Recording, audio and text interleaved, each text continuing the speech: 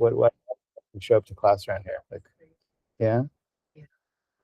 I know I'm in like 6 productions right All right. Okay. Well, let's do our best. I don't know. It would be a cozy class today, and I guess for other people that don't like showing up on time, I'm sure we're probably they gonna get will like 5 to more they people. will miss out. All right. Let's jump in, guys. The Can you share your screen, please? is it not sharing? How do I do that? In the meeting? Go to the meeting? Oh, in the meeting. Sorry, Yeah. sorry. I was like, I thought I saw it behind me. Like, cool. Where are we? There we go. Thank you. Thank you for reminding me.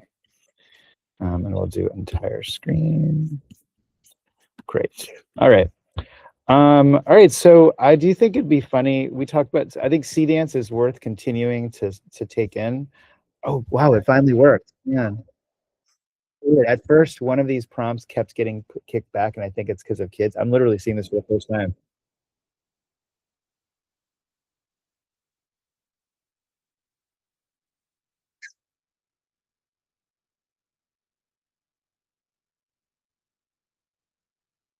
This is fucking wild. All right, so what are we looking at? So I don't know if any of you have started to get like what is your generic prompt? Like every time some new tool comes along, you're like, I just want to see how it does this. Like there's a guy, Ethan Malik, I mentioned to you guys. He has like otter on a plane is like his generic image or video prompt. So if you like follow him, you'll see that every time a new image or video model, he's always like, what's an otter on a plane look like? And it's his own like how far have we come because he gets to compare it. So my daughter, my oldest daughter, the one that does get to school on time when her little sister doesn't fuck it all up, she and I were like kind of like bantering as we were going to sleep of like, oh, let's come up with a story. And we came up with this idea of like, where do all the balloons go? You know, it's like a little children's story, like they fly away. And where do they go? So it's my generic like story that I'm always trying to get right because so the story is like a little house cat walks around a kid's birthday party and then finds like a cluster of balloons and starts nibbling on the strings and then accidentally flies away and then flies away into space and we discover that on the other dark side of the moon there's an infinite landscape of balloons. And I always use this as my generic prompt. And what's interesting is that I mean this seems pretty normal, but the flying away part, it's like there's no data for that. Like there's no image on the internet of a cat flying away with balloons. So it's just always been an interesting test. Anyway, I just threw this prompt into Dramina. That's like a pretty good opening scene. Did pretty well. But I think I did want to just show you Dramina. And for people showing up, Dramina is you can see it's Dramina.CapCut. CapCut, you guys are probably familiar with, is a pretty good editing tool. Part of the ByteDance universe. ByteDance is the TikTok of it all. So this is like probably to me the biggest sleeping giant next to Google. I was at an event last night that like the LA kind of representative for Kling was there. He's like a friend of ours. I'm actually trying to get him to come in before the semester's over too. They're having a hard time, as you saw. Like we were all hyped on Kling like 10 days ago. And literally within the span of a week, like nobody talks about Kling, like because C dance is like just completely taking over the conversation. And I want you guys to hopefully your muscle memory is starting to develop that you'll notice why. So whatever, this is just a scene of a cat that I'm seeing for the first time. But even this, like watch this, like this, and I'll show you the prompt. It's just a text prompt. I put in no image to video. There's no data. This is pure, just like, tell me what you think of these words out loud. And then at some point, it's like, how good are you at describing something?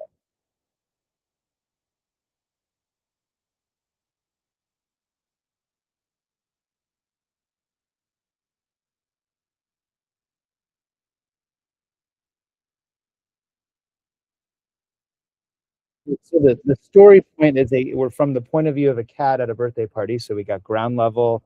It's paying attention to it. It knew how to multi-shot. It's cutting, like it's creating a scene. Like it's not just an output. Like I just shot a camera and later on I'll edit it, for better or for worse. And you as a director might be like, I don't even want that. I want to edit it myself. But it's doing something, and it's something to worth note that it's instinctively timing. It's throwing in music that we would probably negative prompt because in our films we want to choose score. But like the kids in there is a big noticeable thing. Most of these models freak out anytime you're prompting children. You'll probably get that note with VO3. So the fact that those guys showed up, that they're available, it also screwed up birthday or something. I don't know. It's also making weird like robotic mistakes. But it also got Cat to exit screen right at the end. There's a dramatic cut there. It's doing a lot of things. So that's starting to show you that if you one of the takeaways of like when everybody saw Tom Cruise and Brad Pitt is like, okay, naughty, you guys are gonna get sued and eventually they're gonna pull back on this stuff. But like that means they have it. I'm just saying, like, just jump to the end of the sentence. That means all of it is drained. Like they have access to virtually everything. So whether it's naughty or exciting or whatever you want to react to of the things getting shared, the idea of what is available, like like now we're watching, okay, this is what it looks like when people have access to everything.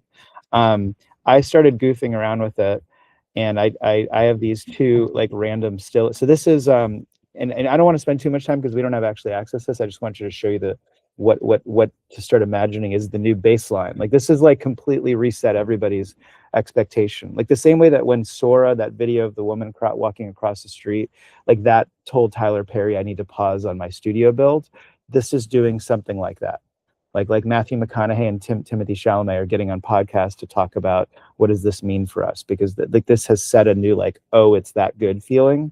And I don't mean good like it makes me happy, like it's that quality, right? So within this tool, which I'm trying to get Jermina to come to our class and teach us, just to see how it works. This is, and you guys could pay for Jermina, by the way. I'm not sure this model is available to everybody, but one of the things they give you is this idea called omni-reference. Okay, so I'm just starting to show you guys to understand these terms, because this was one of the things we learned last week, that one of the modalities is reference to video.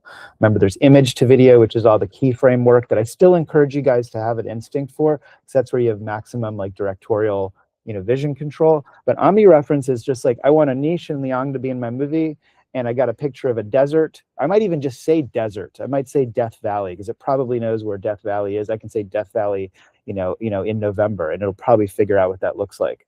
And it'll just make a scene. And it'll just start building. So the prompt here was these two characters, and as you can see, these models are allowing us to reference, to tag it, just like we learned in FreePic, has the exact same modality. That I can tag a piece of data. I'm tagging idea. I'm tagging Anisha as a character. And then I'm saying they find one another on a crowded ballroom dance floor. The scene is pulled from like The Great Gatsby. Everyone's dressed in traditional 19th century. So I'm giving it direction. I'm like describing a scene the way I might talk to my production designer.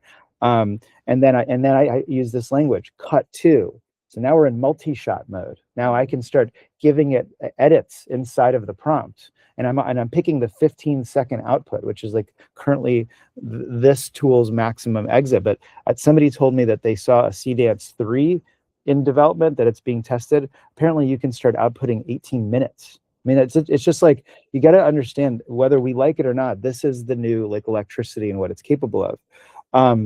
And then they finally, and then they begin a dramatic tango dance together, each staring passionately into each other's eyes. Because what I want you guys to see is the performance is mental. Like for everybody that was tearing down the 1776 Darren Aronofsky video from like 3 weeks ago, a big problem people had is that was VO3 limit that you guys are probably going to find your edge on too. That it's a little waxy eyed sometimes. It's a little bit like, I don't know, is that really a human? You'll see this is nailing your ability to direct little nuances like that. And then cut to. So this is just me, like first time I'm playing with it.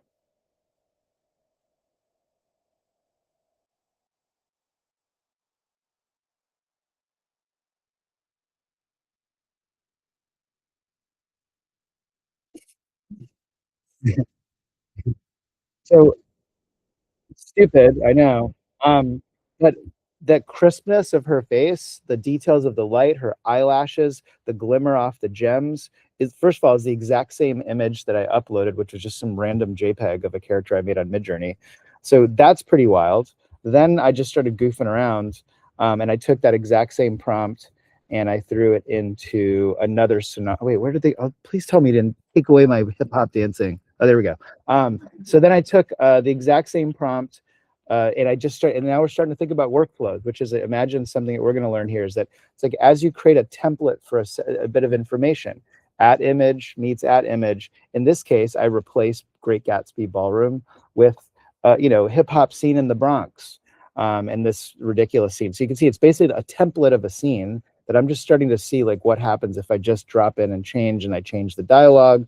So this time I got this out of it.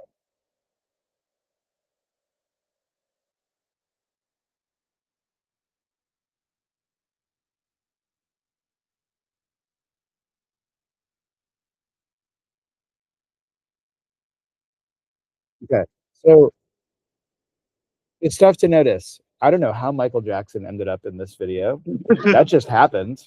Okay, so that's weird. Okay, so we know, again, the data's there. They have access to all of this, whether we like it or not. That is how much they've scraped everything. And again, you can get upset about that or just notice that it happened. Okay, and now we're in that world. But you know, her jewelry thing took a little bit of a drift. It's a little bit weird, but you can see that it's kind of picking a similar voice. That's one of the things we were learning about a few weeks ago. You're going to want the ability to swap out that voice if you actually care that the same character talking at the beginning of your movie is the same character at the end. So we're still not quite there yet. But this tool, for example, they have another feature within the Dramita that you can tag a voice. That idea that I can create a voice clone in 11 Labs and I can use that as the source, or at least the recording, and it'll loop it in. So we're starting to see the knobs kind of turn in the right direction. I also think it's interesting. I will say I know the Bronx to a degree because I lived in New York City. Um, this one did okay, but it's funny. The first output, it made a little bit of a mistake.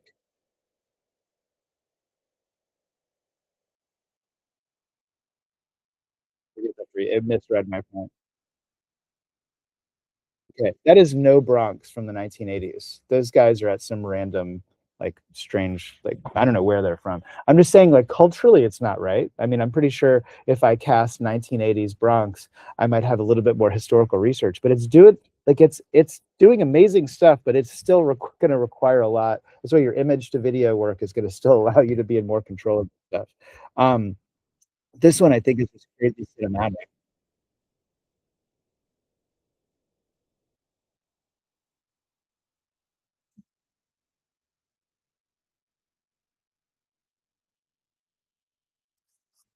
So for some reason, he lost his mustache.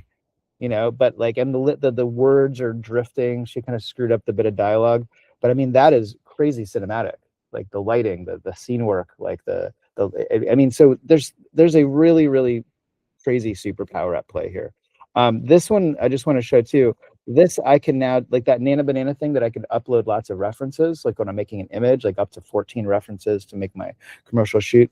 This tool allows you to upload up to 5 references. So those are just 5 characters. These are just 5 random people I made a Midjourney.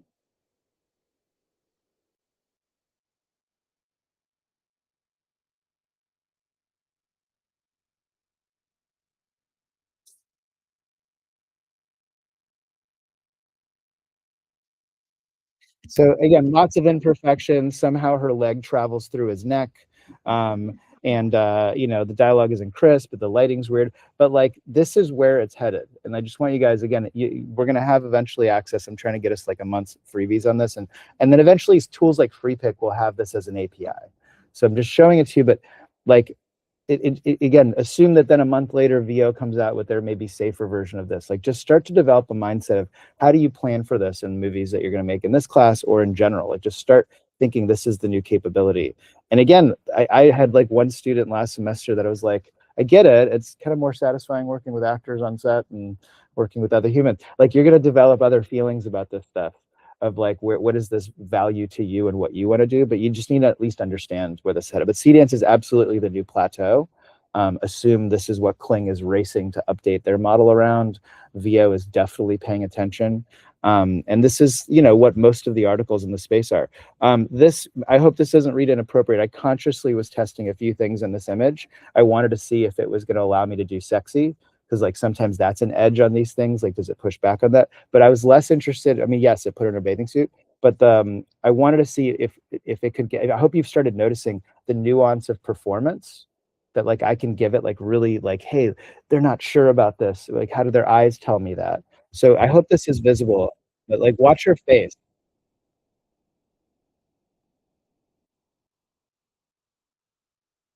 So the prompt here was like, I wanted to capture like guys ignoring her, and she's upset that she's being ignored. It's like she showed up to impress him. Like that. I mean, I don't know if she's the best actress in the world, but that's not glassy eyed. That's not like just like it's like an uncanny valley. Like it's giving me the type of direction that I might ask an actor to come back with. And I was actually on I consult with History Channel, and they're doing like a Bible series, and they're doing a lot of AI recreations. And one of the edges have been like, but the performance are still a little bit off. Like it's exciting to see the Red Seas parting and all these amazing, fantastical moments from the Bible. But eventually, like there's a limit on actors' performances. So literally, while I'm on the call with them, I'm like, multitasking and I'm prompting while nodding. But I threw this in there.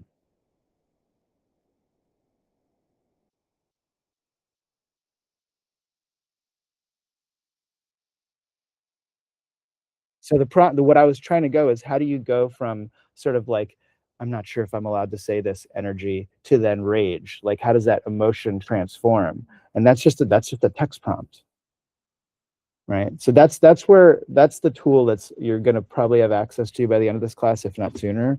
And that's where this is headed. And a month ago, I would have said this is probably not quite right for you. So notice it. How do people react to that? Questions about it? And sorry if I made anybody look at a bikini this morning and that wasn't on the bingo card, but I was going for something. What do you guys think? What about you in the back? Like Iman or Jose? What do you guys react to all this?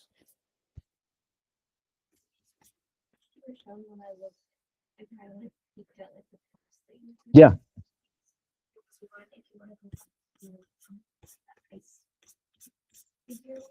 Says that you wanted it in like a VHS. Oh, you're right. You're right. I was going for like a VHS look. It didn't give it to me. You're right. I could probably push harder on that. And that may be an example of when I kind of need to, I might video that on the back end. I might create like a filter. And then that's where we're going to start like piecing together like the final look. But you're right. We can try it. I obviously gave it a lot of information here. And maybe it's at some point it misses something. Go ahead. It's a limit. And again, I feel like we saw that with VO 3.1, that like the jazz fingers on VO 3 was like, look, they can talk. But like they were like, but don't ignore the fact that they can't be consistent. Like, don't worry about that. You're crazy to worry about that, but they can talk, right? So I think we're in that phase that they discover a new capability, they ship it out as fast as they can to make noise. Again, I see the Tom Cruise, Brad Pitt thing. Like, I'm not trying to be conspiratorial. Like, I don't think that's an accident. Like, clearly, all of a sudden, everybody in the span of a week was talking about them. Like, that's a really good choice in PR to drive discussion. So to me, I see these models that every time they hit an opportunity, they just blast it out there. Like, just to show the chaos, like a friend of mine, who's a creator in the space, he's like, hey, can you get me access to Germina? And I helped him get on some list. Like, his email, like, suddenly had like all the other people that were in the creator program like copied. Like, that's just like, why would the BCC that, dude? Like why do like that? You're just like compromising the privacy of your customer. Like, I'm saying that's the kind of chaos. And I think they'll blame it on Lunar New Year or something. Like, oh, we were busy. I'm like, that's just bad business. Like, so anyway, this is chaos. It's silly. But I'm saying, notice it and find where does a tool like VO maybe bring it together? But then they're the ones dropping Mickey Mouse on here. Like after they said that we're not doing that anymore. So have a little bit of fun laughing at it, but then think about where you sit at it, right? Any other observations? Idea, Roxy, Anish? The second like prompts video that you did, Yeah. there's like that fast camera question in the beginning, and there was like a whoosh sound effect. I was wondering if you prompted that or No. I did prompt. Let's see. Find one another crowded subway. So that was giving like scene direction. Cut to as he approaches, who's standing in a breakdance circle, completes a head spin. Camera dollies into a close up. So I did give it that camera move. Yeah. That's interesting because like it added the whoosh sound. Yeah. And again, maybe you're like, I don't want that. So that's where like we're gonna learn how to like split off the stems. There's tools for that that we're learning about. Actually, by the way, I know we talked about that. I found a better tool for anybody that's still playing that. There's this tool called Sam Audio Meta. Just for anybody that's playing into like the ripping your stems out. This is Meta's kind of playground. And they have this tool called Sam Audio that you can isolate sound. And you can like you can, and I think that La La one that I mentioned, both of them do degrees, but I think this is a little bit better. Like Meta's doing a better job on this stuff. But anyway, in case anybody was getting hung up on that, this is a good tool. We can share the link later. Anyway, C dance is a big part of the story. We've watched some videos. I mean, and I also think that's kind of the news cycle to observe. Like, what have you guys taken in from the last week? Again, I have things I can ping you with, but I want to hear what you guys are taking in. Have you seen anything? Did you watch the McConaughey video? What did you guys think? Charlie? I've been on LinkedIn over the last week, and I feel like now I see like all these videos being posted from C Dance of like, $200 million movie made in, whatever. And then the discourse in the comments is like, it's just, and then it gets so polarized. People just bash whoever posted it. And then they're like, well, it's coming. So like, you have no idea what it's, so it's. And again, there's like a media literacy to this too. Like you guys are probably good at watching a news clip on a certain cable network and decide, I probably think there's a point of view driving the editorial here. I think there's something like that to then find yourself in here. You're probably talking about this video.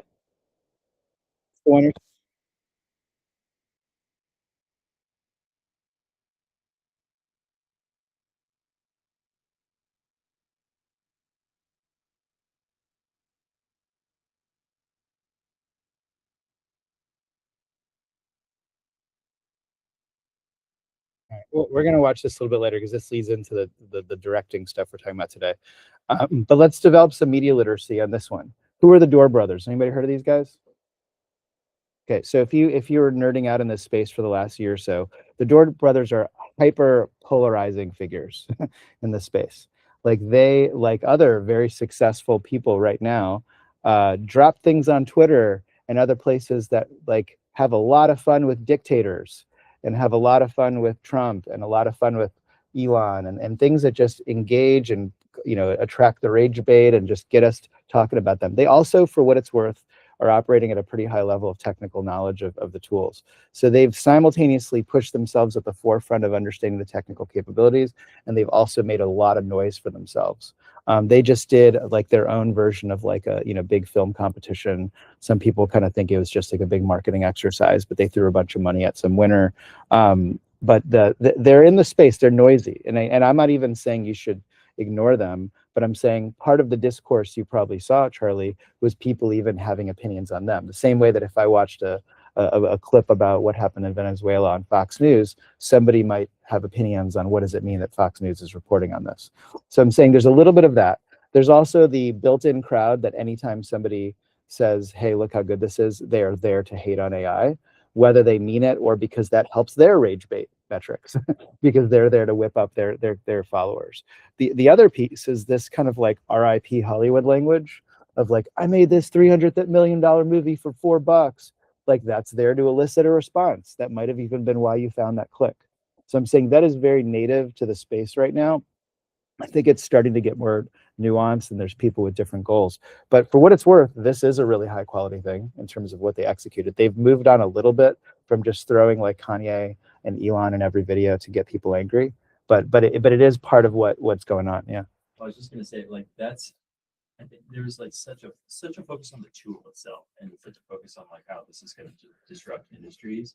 And I feel like what's going to be cool though is like when it evolves, and we're just talking about the stories that we can tell with these tools. It felt like all these posts were like, look at what this tool can do, tool, and then that's going to like immediately elicit these responses from people that don't like this, to be like, to have a negative reaction. But if I just wondered, like, if you focus on the story and focus on some sort of new angle that maybe wouldn't come out traditionally, and you said, look, this is, would people still have the same response?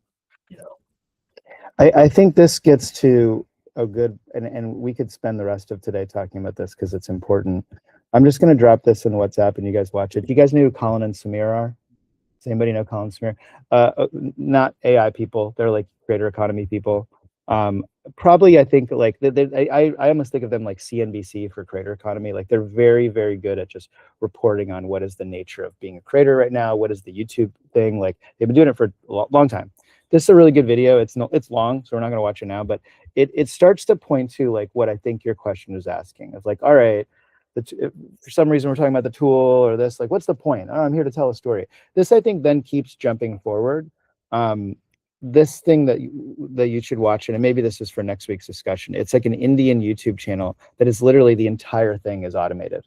There's zero filmmaking going on, and it's blowing up in numbers. It is a genuine, like, if you want to just assume that at the end of the day consumers really care about some things, like they may or may not.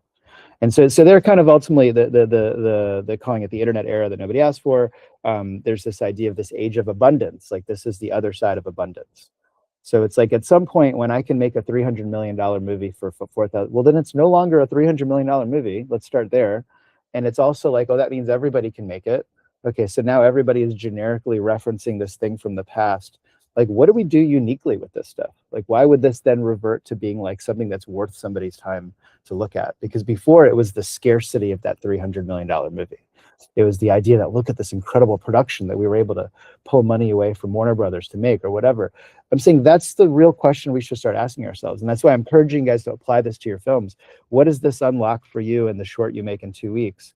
That it's like, oh, well, I actually couldn't have made that before. So minimally as a creator, you're now accessing something interesting.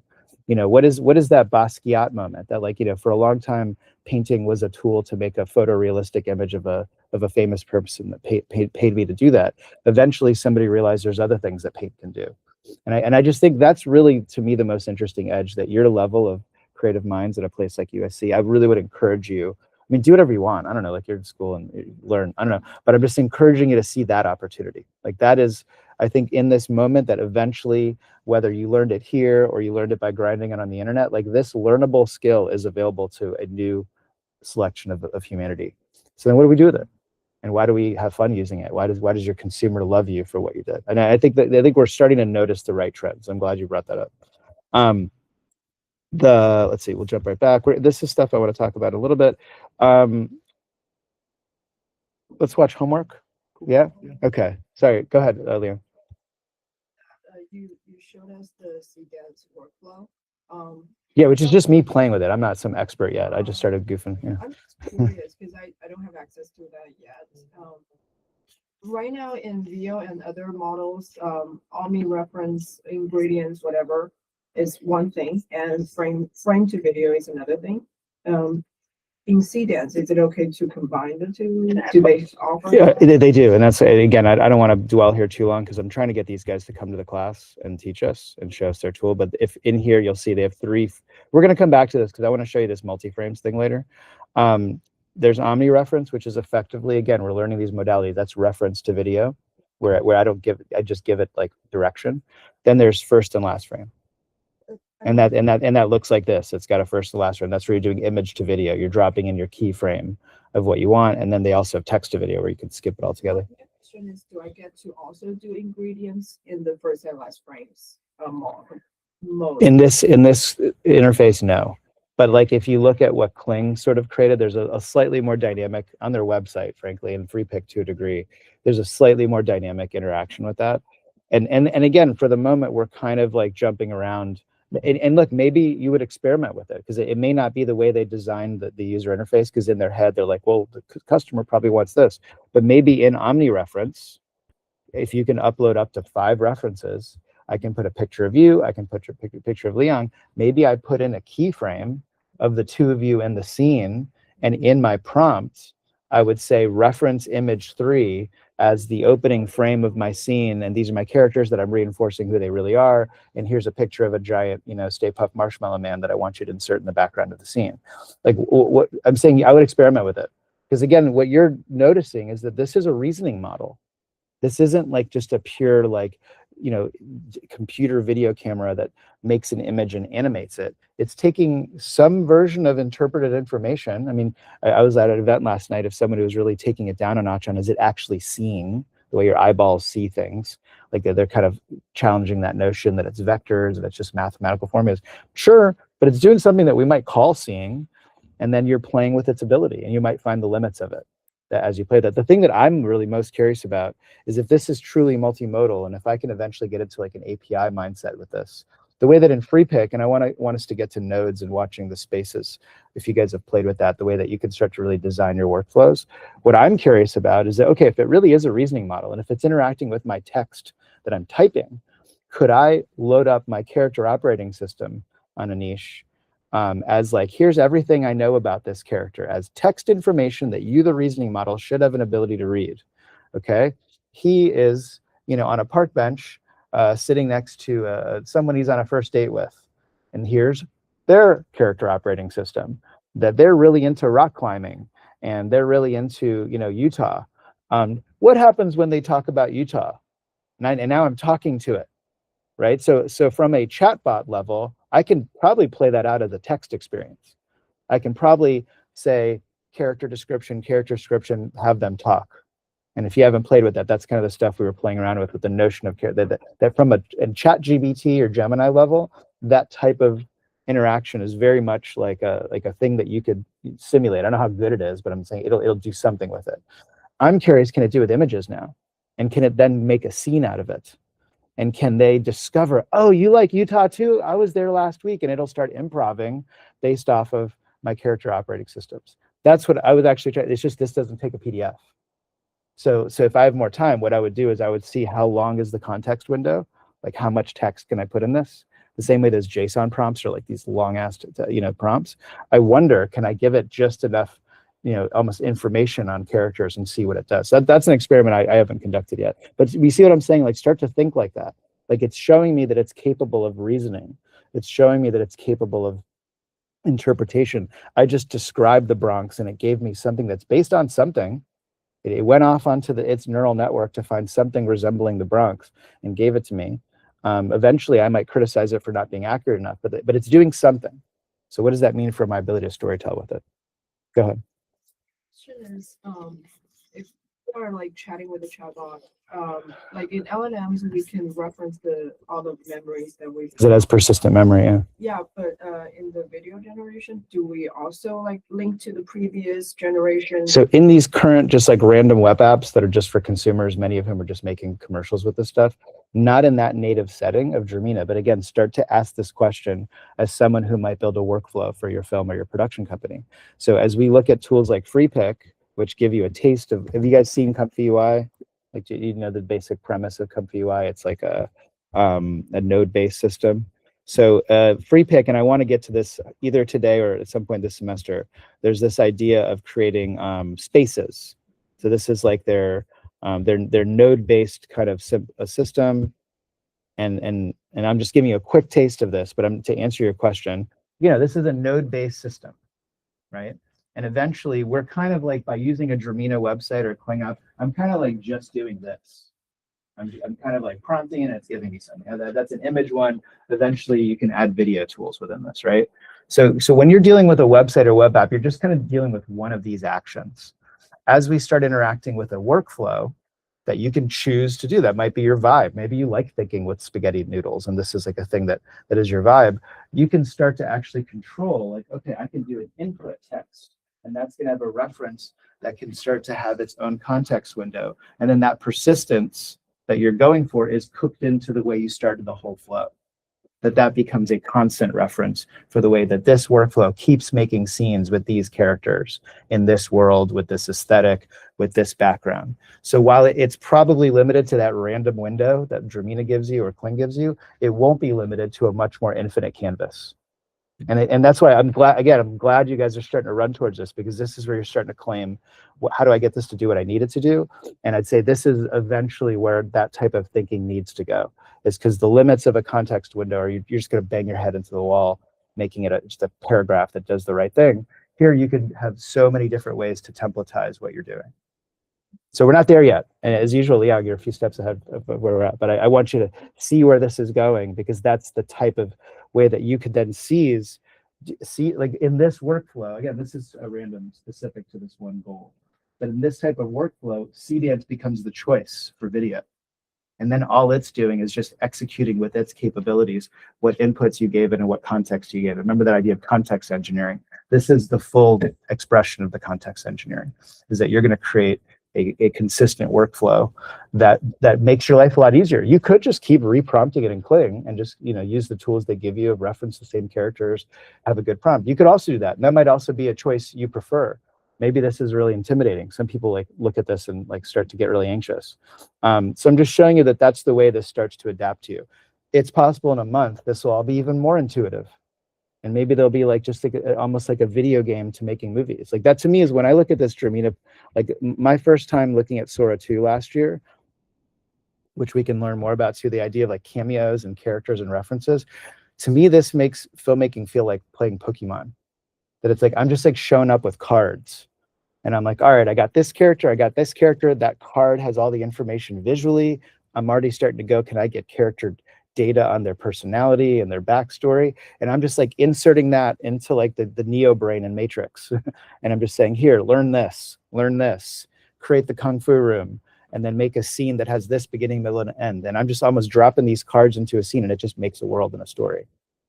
And again, if you start to break out of framing in a rectangle, which might make a DP sad. Maybe that's like really exciting for DPs that they've always had this art of framing things. I don't know if that's the skill necessarily. Like it might be about thinking 3-dimensionally and 4-dimensionally with time. But that's actually what this is starting to open up to, that flow state of coming up with an idea and executing it. So that's where this is starting to get slippery. And again, I'm just processing it myself, but I'm curious what you guys do with it. Yeah. But yeah, the interfaces are very limited, and they're just trying to get a shipped product in front of you to start playing with it, and frankly, to take your money. We'll try to get it for free. All right, let's do some homework. Let's look at how we did with world building. Very good representation. Anybody from the Zoom call that I'm running past? Steven or Samuel or Zoo, anything you guys want to say? You and your happily muted microphones. Okay. I'm just going in order. Hydea, I'm picking on you first. And we're going to do like 5 of these. Is there anybody that super wants to make sure we look at theirs today? And I'm going to try to do like 5 of these so we can keep moving. Yeah? Okay, we'll just go, and I'll just randomly pick. Okay. Yeah. Okay, so tell me about your journey. Which tools did you use? Maybe questions you have about what you confronted, and obviously if other people notice stuff, jump in. What did we do here? I kept it simple. I just used Midjourney. Midjourney. Midjourney. Which I'm wondering if they just missed the boat on Gen Alpha. Because Gen Alpha, they'd be like, why did you go with mid? You know, like you could, you know. So Yeah. I was a little what I struggled with was, so recently I used Midjourney after starting your class for a pitch that I did for another class, and it worked.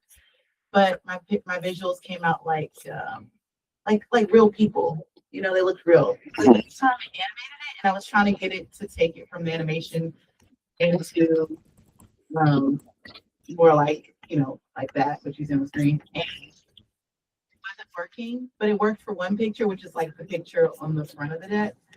So then I was like, okay, I'll just go with the animated shot. But Okay, and why did you have trouble getting an aesthetic on Midjourney? I just don't think I really have played with it enough to really like learn how to get it to like. All right, I just want to remind people, just like the simplest way to cross that bridge is you get the SREF, like you get the style reference. So you can also spend a lot of time creating your own style. But let's see, did that log me in? It did. Again, there's a lot of ways. There's mood boards. There's things that I can send you the recording from that week if you want to spend time with it. But the easiest thing to do is, again, on just the Explore page. I'm just on their main website. They're showing you videos that have been created. They're showing you images, but they're also showing you styles. Right? Do you remember this? Yeah, Yeah. So make sure you go look at styles. And again, I'm just saying this is the cheat code. This is like the least, but I'm saying it's quite powerful to just say, oh wow, that's really cool. Like, all right, why can't I make it look like that? I even sent you guys one in the WhatsApp that like every now and then you'll see like people like crack a new one, and they're like, whoa, here's a new level. Like check like this. I sent you guys this in the WhatsApp. Like that's what this is. This is people saying like, look, borrow this SREF, right? And if you think this is a cool look, like why go spend a lot of time building it? And they're even sharing it with you. Like they don't even feel bad. I'm like nobody's getting ripped off here. But that's this point of aesthetics. That's why I really want people to at least be aware of Midjourney. Is that some of us just want realistic looking Matthew McConaughey, and that's fine. And go get his trademark now, and it's giving you a whole roadmap. But some of you think this is cool. That like, whoa, I can like see things that I thought only commercial directors got to do for Nike, and now that might be my whole movie. And Tron was such a big deal, but why? I can do whatever I want now. I'm just saying that's this. And again, I don't know if that's interesting. Maybe this is weird looking and you just want the world to look normal, but yeah, all you do here is you then borrow this SREF. You see what I'm doing? Yes. And that's it. but I just went straight to the storyboard part. And then I kind of did it old school. Like I took some Pinterest images and then I uploaded the Pinterest images and then I asked it to like create what I wanted to see. Pinterest is you upload, so you found like stuff on the, and did you create a mood board here? And did you like the results it gave you from that? I did, yeah. Yeah. I just couldn't get it to convert into looking, for Matthew McConaughey. Like realistic. So then like, and again, and that's something to play with. It's like, all right, like I want this to be realistic. I want this sort of shape of world and geometry of world to then look photorealistic. So then the game you're playing with yourself is you would either try to add that to the prompt in Midjourney or settle on the composition and the lighting, in this case, the color scheme that you're happy with. And then I'd bring that into Nano Banana Pro or Seedream. And now I'm prompting it, make this photorealistic, and I might even give it a photograph that has the type of grain and look of what realism means to me. And I'd say, can you grab the realism of this and apply it to the aesthetics of that? And I would just play with it until I land on the look I want. And then that becomes your style frame. And then if you're, and then you can either use that as a style reference on repeat, like, okay, it's always going to be this color palette, or you could take that image, put it in Gemini, say, can you give me the prompt for this look? Right? Then it's giving you the text prompt interpreted by the image to then add to your text prompt next time. So you see what I'm saying? So your journey is like get vibes, like find what you're excited about, settle on an image that speaks to you visually, like now I'm human to robot happy. And then you can either use that image as a reference in the various tools we've been talking about, like Nano Banana Pro, or maybe in the video stage even, or you can even get more specific, and we're going to spend time learning about JSON today, where I can have it create a structured prompt that speaks to the style. And so that way that's always attached to every prompt. And again, go back to that workflow thing. That's the kind of thing that I would drop into like a repeatable template moment, that it's always the style. So you see what I'm saying? Like, so you got to empower yourself on those moments of discovery that you as a director are happy with what you found, but now you got to take that with you. That DP that you just went through 100 resumes to find the exact person you're looking for, they got to come with you now, right? Cool, but really beautiful. I like the look. And is this a film you're looking to make? Is this like your midterm film? Fantastic. Should we get people to share their log line since that was the homework? Yeah, man, we'll combine that. So is this the film you're looking to make? So basically the story is about a young Black ballerina who's in a program in Italy, and she's the only Black girl in her class, and she's going to audition, and her ballet shoes are worn down. And so she goes to her bag looking for a new pair of ballet another pair for old ballet shoes, but they're all like worn down. And then she sees a flesh tone pair that matches her skin color that she put in there as a gift. And then she puts them on, breaks them in, and then she does really great at the audition. That's really cool. So, and again, we haven't gotten too deep into it, but 2 weeks from now, we're going to be in filmmaking mode, which you guys are welcome to start whenever you want. But I'm saying we're gonna have about 2 at least sessions for class that devoted to using this space to make, but also that'll be your homework to deliver your first film for here. So for that, a year ago I would have said 30 seconds. I don't know. I kind of want to challenge you guys. As you can see, the video is easier and easier to make. I'd like to try to get to a minute. I mean, I'm not going to stress people out on grading on this stuff, but I'm trying to get you guys to challenge yourself. Like, I know you got like 8 other classes and important things, but within this, like, see if you can get to like a minute length of like a trailer. It could just be a trailer, and the easiest thing to do is just voiceover driven and skip all the lip sync nonsense if you don't want to deal with that. Or maybe you're happy with VO and it's lip sync and you're not worried about lip sync, but try to get to at least a minute with whether it's a trailer for like maybe the longer film that maybe you'll build a team to make by the end of this class. Try to have characters in that movie, whatever you're making. I mean, it's super easy to just make some postcard with pretty pictures and voiceover. Like, I don't know if that's the most challenging. If that's your art and that's who you are as a creator, I'm not going to stop you. But I'm saying try to bring together all the things we're learning and see if you can master it.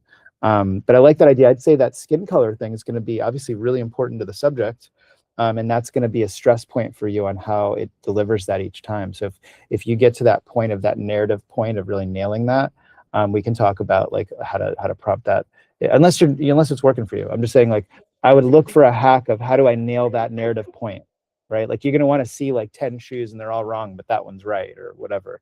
So how do we nail that? So you might want to have like color swatches as prompts Like literally, like you go to the paint store and there's those color swatches. Like that might be part of your prompt where you're saying like, this is what I'm going for the aesthetic of the whole piece.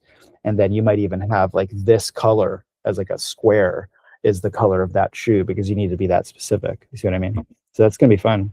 Say it's Midjourney a few times before it gave me the first photo. You see, like the first photo is also Midjourney. This one. Yeah. Yeah. I just kept kind of harassing it. Yeah. But that's where when you lock in your SREF, but when you lock in your SREF, that all settles into a look. Right? And again, look, somebody might not speak Midjourney. I mean, Midjourney might not speak to you, but I think your films is a good example of something that there's a lot of nuance that you can go with this direction, like this animation look, and that you might want to not just default to the generic Pixar look or whatever. I do think there's a bit of sameness that's starting to emerge, of like that now suddenly everything's possible. It's sort of drifting to a middle, and I think you have a chance to sort of build something that's more like I think like something like Spider-Verse. Like that, like they got so creative with all the different universes and the looks, and I think that's all available to you now. Like you don't need to have a big Sony budget to do that. Very cool. Any questions for Haidia or what she's going for, Stephen? Or I'm sorry, USC sweater. Remind me your name again. Chris, Lucas. Sorry, Lucas or Stephen. Any observations you have? Are you guys looking at animation? Are you guys? Is that a space anybody else is playing in? Is anybody else in the animation idea of like pursuing like something like that? You are Charlie? Yeah. At least for a while. Anything you guys are starting to observe together? Like what are challenges are you hearing what she's talking about in terms of consistency or? You know what, in terms of actually, I found like developing the look in the journey was most useful, but I just struggled with consistency. Right, and that to me, that's the exit ramp to Nano Banana. And then that's when I went to Nano Banana, sometimes when I want to iterate, and it's like I lose the consistency again. But I found within Pre-Pick using C-Dream. Yeah, that C-Dream's the other one, and that's C-Dance, so, like, by the way. yeah. So having a style reference and then creating a lot of the stills that you want to animate. That was like, okay, I'm getting consistent style. Yeah. You know. Yeah, I mean, as we look at Pre-Pick again, Nano Banana Pro is widely considered the best, but that doesn't mean it's right for what you're doing specifically. So don't put your horse blinders on with this. Like, enjoy the ability to have access to all of these models. Again, I would encourage you to look at these three as like these are the ones that they're obviously featuring, but like you may randomly, and this is the lowest credit usage part of the process. So if you're struggling really nailing your vision, especially for something as specific, like give yourself some time to play here, because this is where you're actually directing. You're creating you're creating your world, you're creating your character. But max out if you're using like C-Dream, like do 4. You can get up to 12 images going at any given moment. So just max that process out, like find what you're looking for, and then eventually lock those in as your style or your character reference. Some of the other tools we've been learning. Yeah. I also observed that in the journey, it gives out style pretty good, but it's screwing up spaces and locations a lot. So what I do is I get a reference picture, like a style picture, and I get it to Nano Banana as a reference, as a style reference. That's right. But also upload my spatial location picture there. So for it to apply on it, that will give me more like precision. And that's the context engineering, guys. It's beautiful you're putting it that way. Like you're starting to create, like, this is the way I need you to speak back to me. Like I'm giving you this input, bring it back. And then once you get that rhythm for your world, then that becomes the consistent prompt, right? All right, Lucas, just because I embarrassed myself not remembering your name, you're going next. What would you like to, where should I start? World shot, storyboard, or video? Okay. What was your journey and what were you starting on? Which tools did you use? I used ChatGPT to create the prompt for this. For this image? Yeah. And did you make this in ChatGPT? No. Oh, sorry. I generated the prompt for this. I told ChatGPT that I will be using Nano Banana Pro. And then I also, because this is based on a true story, and I know the person for like the actual people involved. So I have the real life photos from the event. This is a real person. No. Oh, sorry. The person isn't, but the like the story that inspired it. So it's inspired by a true story. So I know people from that actual event, and so I have the actual photos given by that person to me. So input it into ChatGPT and then ask it to create a prompt for Nano Banana. Super powerful. I think I'm literally not supposed to show it, but if somebody really wants me to, I'll just ask people not to say they saw it. I was at an event last night that my friend, have you guys heard of that company Promise Studio? So as you guys ever consider the AI workforce, Promise is probably one of the more noisy stories. They're founded by a couple big YouTube execs, and they've taken on a bunch of hedge fund money, and they're like a big noisy Hollywood AI studio. Lots to learn from them. I would encourage you to, on your own, investigate Promise. They're hiring. Anyway, they did a Paramount TV show where they were brought in to help with like this true crime format, and they their premise of where they brought, and look, at some point this is VFX, guys. Like this isn't like we're entering some new world. These are just new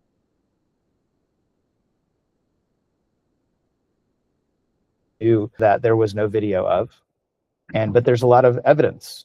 There's a lot of like crime scene pictures and like sort of things that the cops use to put people in jail. So they used all those reference images to then create 3D spaces, and then that was there. So it's something that might be interesting as you evolve. And they were using World Labs and using a lot of the tools that we've been starting to point to really level that up, that experience. And they also then had the host like walk through those spaces, which is pretty cool. So a few different things they were learning, but that idea of like that it's important that it's accurate. Like if I'm, and I want to, and is this your log line for what you want to make for your film, or is it something you're experimenting with? I'm experimenting with a couple things. I actually want to make a commercial. Okay. Hopefully, I also just uploaded some of the things that I'm playing with right now. In which folder? Oh yeah, you're right. Sorry. So, which one should I open? The free pick. This one. The audio still.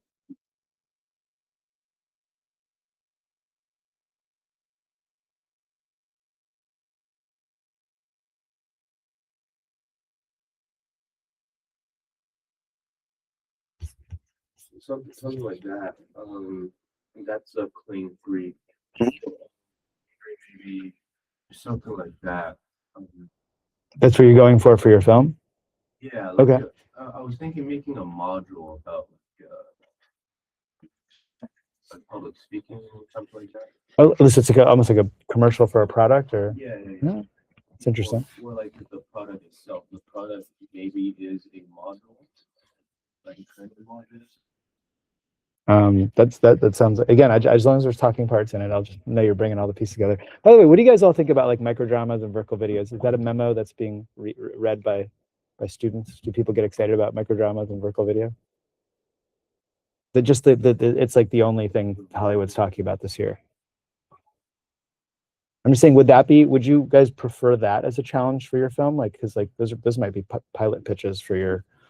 I'm saying, like, practically speaking, you might be making a pilot pitch for something. Is that interesting, or would you guys like a little bit more freedom on what do you want to make for your first film? Do you like a parameter like that, or do you? Sorry, more freedom. Got it. I'm actually trying to get like a mini series, like 8 episodes, and for my midterm, I want to do the pilot. Is a vertical video? Vertical. Yeah. Still horizontal, but like mini series. Cool. I mean, I would say like the sort of the loudest trend I've heard is, if there is truly a user experience where everybody's just TikToking their way through like good content now, which is what Quibi tried to do but failed, then this becomes how people are actually piloting things. So it's almost like to make that quick turnaround series, which CDance absolutely proves is possible at this point in terms of like the quality level.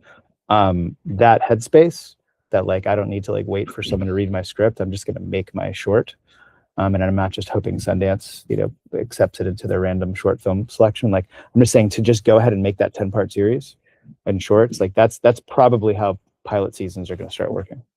Or at least that's one pretty credible prediction. So these are part of your experiment. These right here. Yeah. And anything you want to observe or ask about or take an input on? I mean, it's cool. It's pretty.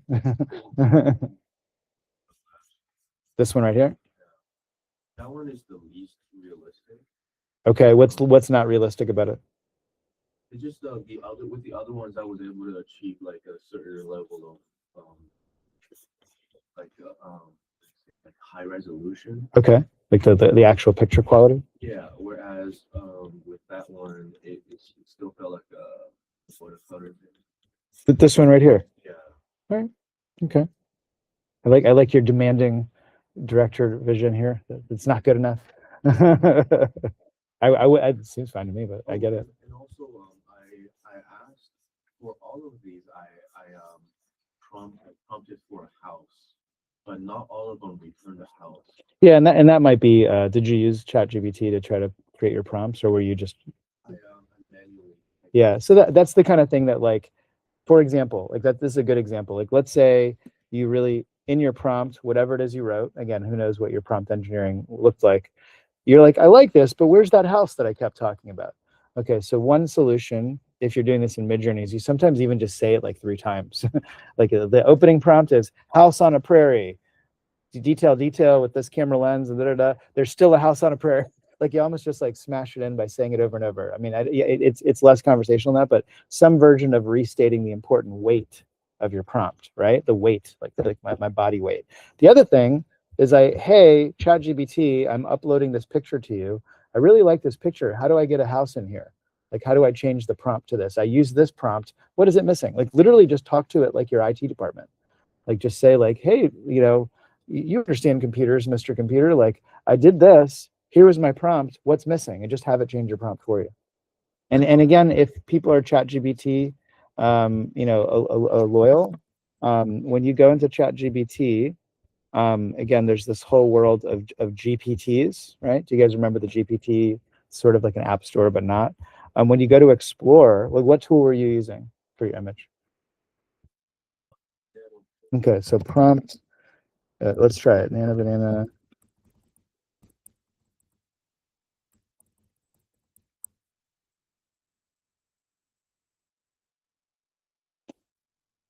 So here, and then just choose your own adventure. Like, just pick any one of these and see if any of them speak to you.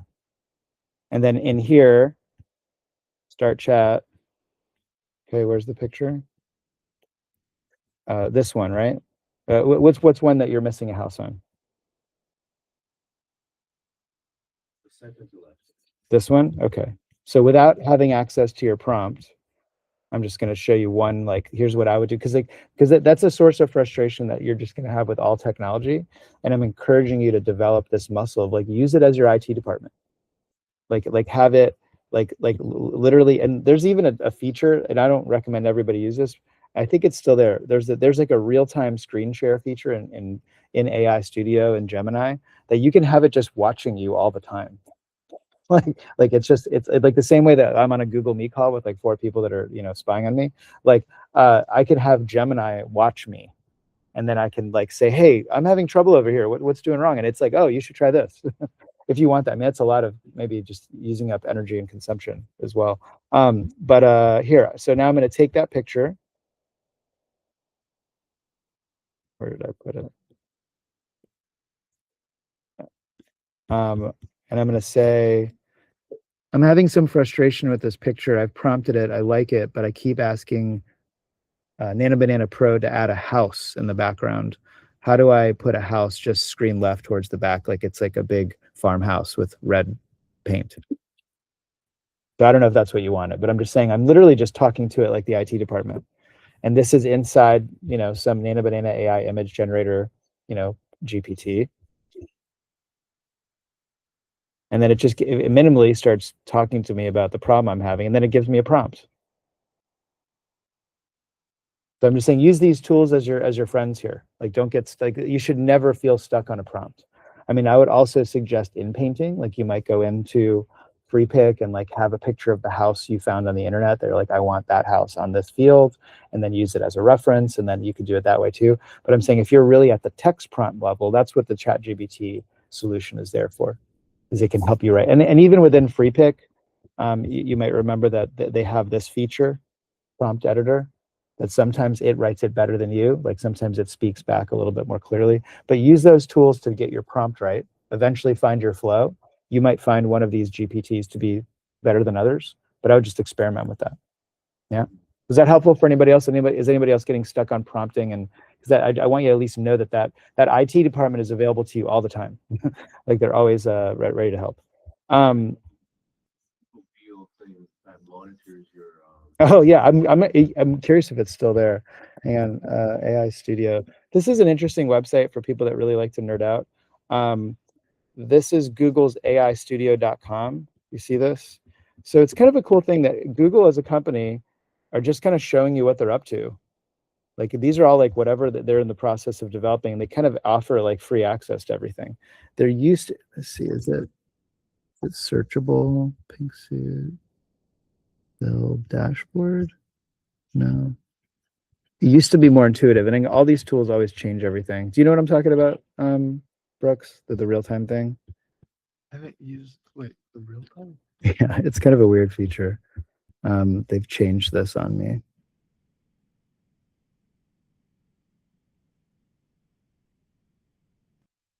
Jump back in, quick start. They keep changing the UI on here, and there's no real search tool here, which is kind of annoying. Dashboard, maybe? No. Projects. Let me see. AI Studio real time.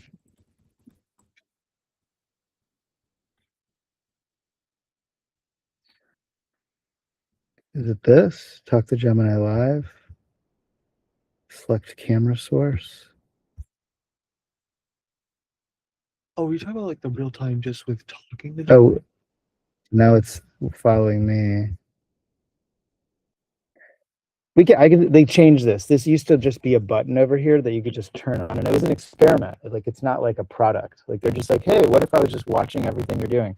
If that's really interesting to you, we can try to track it down. But I'm just saying that's that multimodal thing again. And minimally you kind of hack into it by sharing stills. You know, you might even be able to upload a video in some of these context windows and saying, what did I do wrong here? How do I prompt this better? So have that instinct to ask the robot. Yeah. Actually, I wanted to show you something else in my time. Yeah, let's go. Question about background consistency. Which one of these? Can you refresh it again? Yep.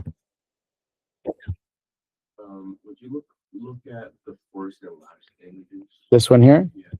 Okay. This one is one that didn't work. Didn't work. And then this is similar thing. Because the background didn't change.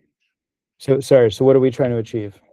The background, I was using the start and an image for the failed one. And the background, which looks like a rug, yeah. The other one. It was shifting a little bit. Oh, this one. Yeah. All right, so it just hallucinated. It did something strange. But this one you're happy with?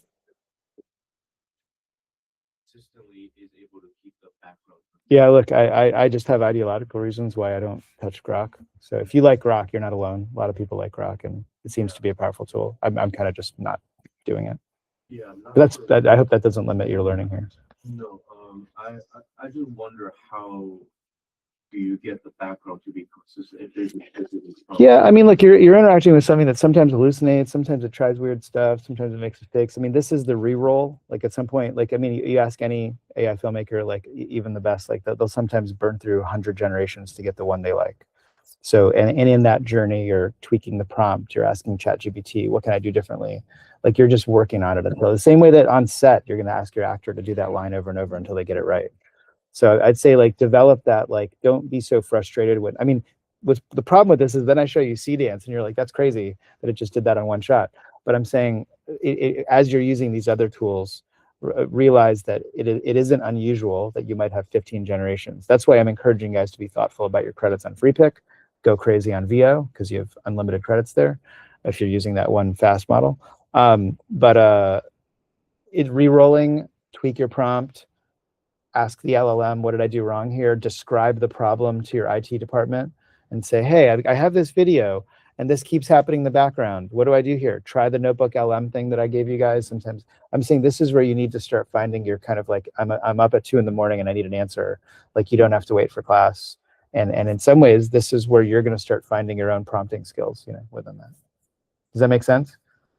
Yeah, it's just that you're just going to have to reprompt it. I mean, that's the answer, because I don't know exactly what your 2 keyframes were. But if you're like something like this is just a pure hallucination, like that has no, that's just a mistake, right? So I would just do it again. And I'm sorry if it feels like you're burning credits to make mistakes. That's why I hate Runway. Runway has done that to me too many times. Because then I'm like, I just spent $20 and I hate everything you just gave me. But maybe they've gotten better. Does that answer your question on what to do in that moment? Great, cool. All right, let's do 3 more. I'm just gonna rant. Roxy, I haven't heard from you in a little while. What do we got here? Storyboard or a character sheet? What do we want to look at? Yeah. So what are we going for? And by the way, you clarified you're doing something different for your film. Is this a film you're working on? Is this the one you're considering for your midterm?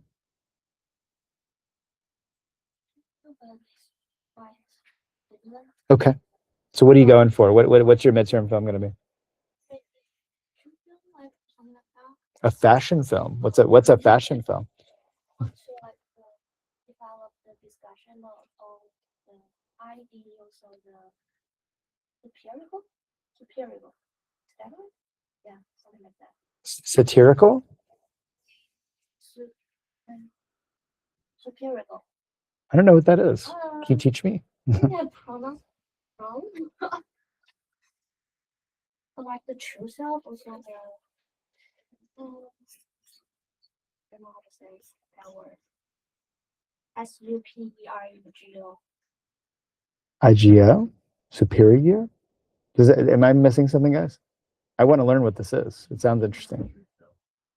Super ego. Oh, like Freudian stuff? Like psychology? Oh, okay. Okay. Oh, wow. Wow. Even that's interesting.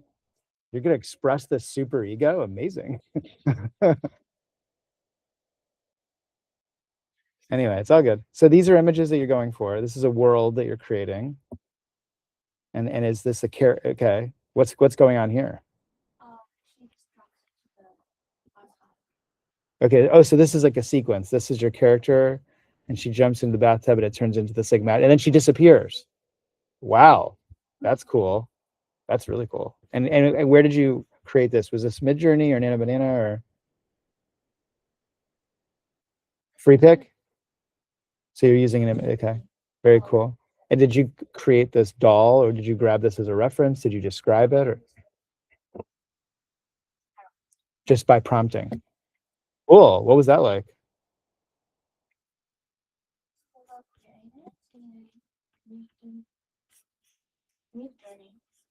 In Midjourney. Very cool.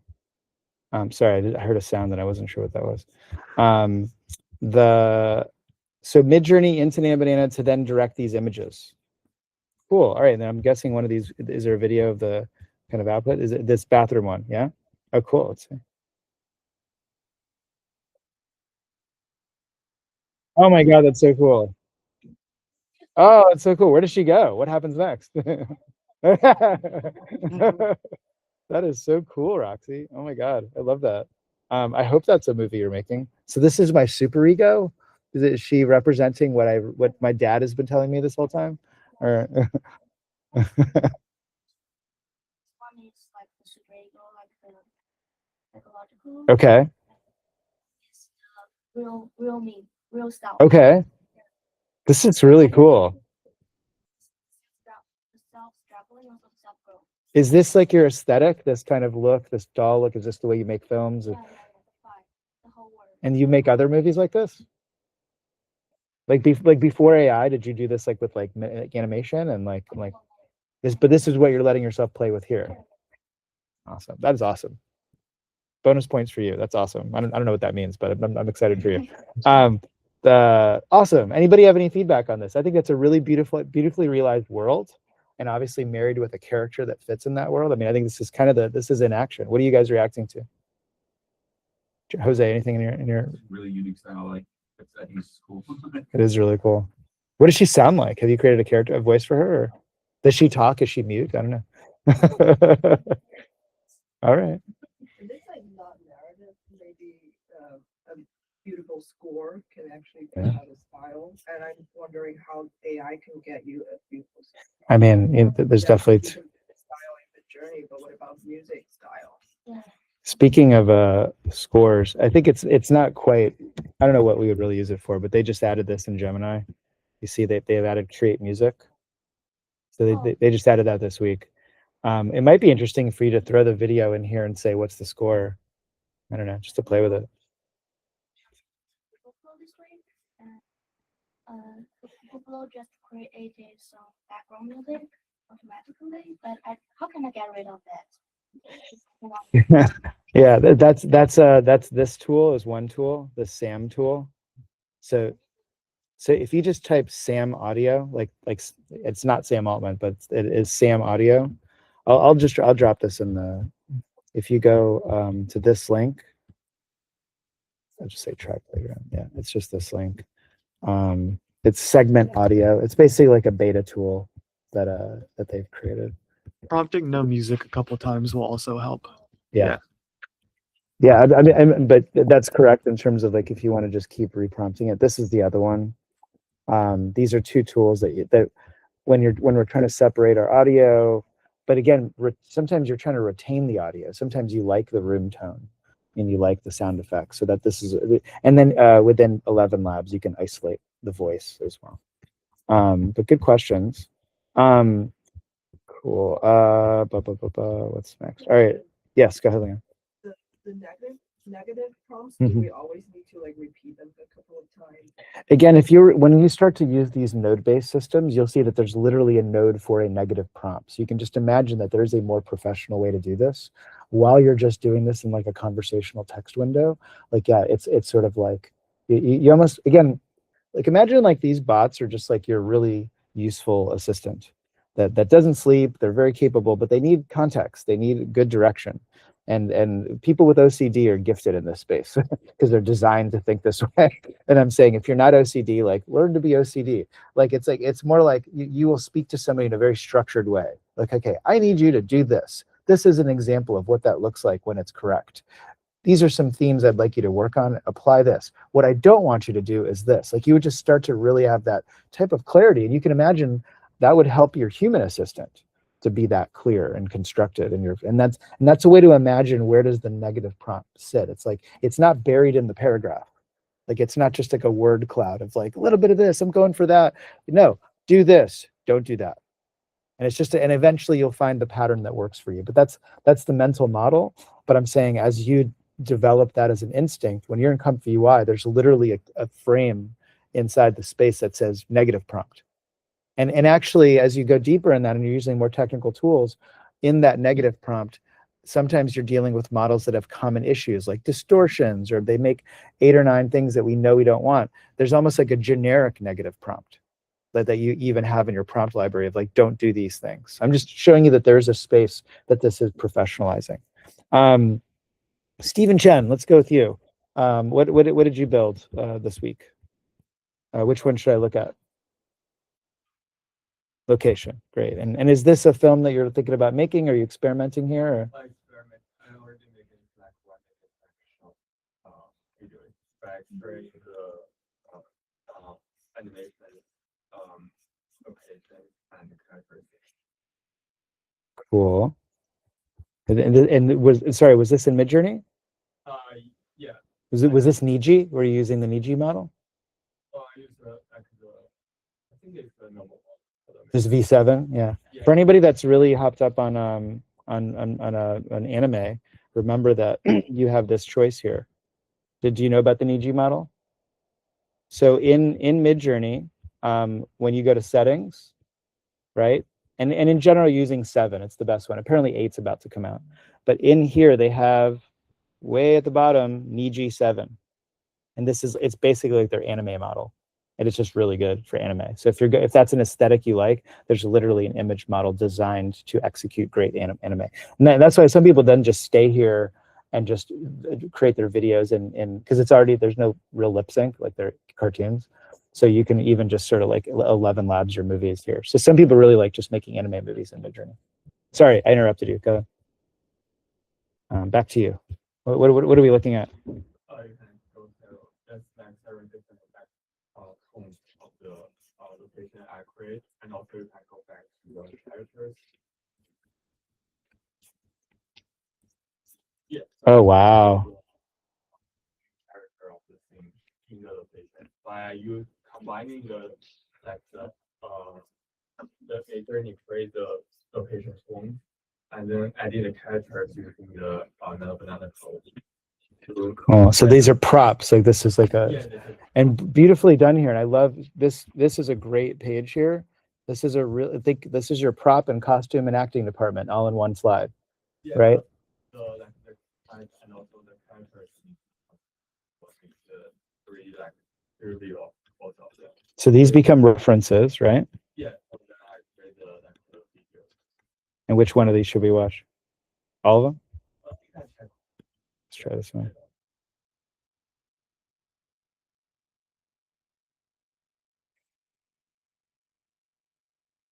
It's really pretty.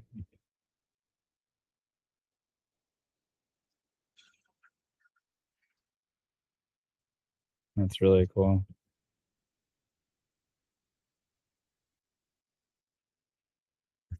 And sorry, we're using Flow for this to animate it?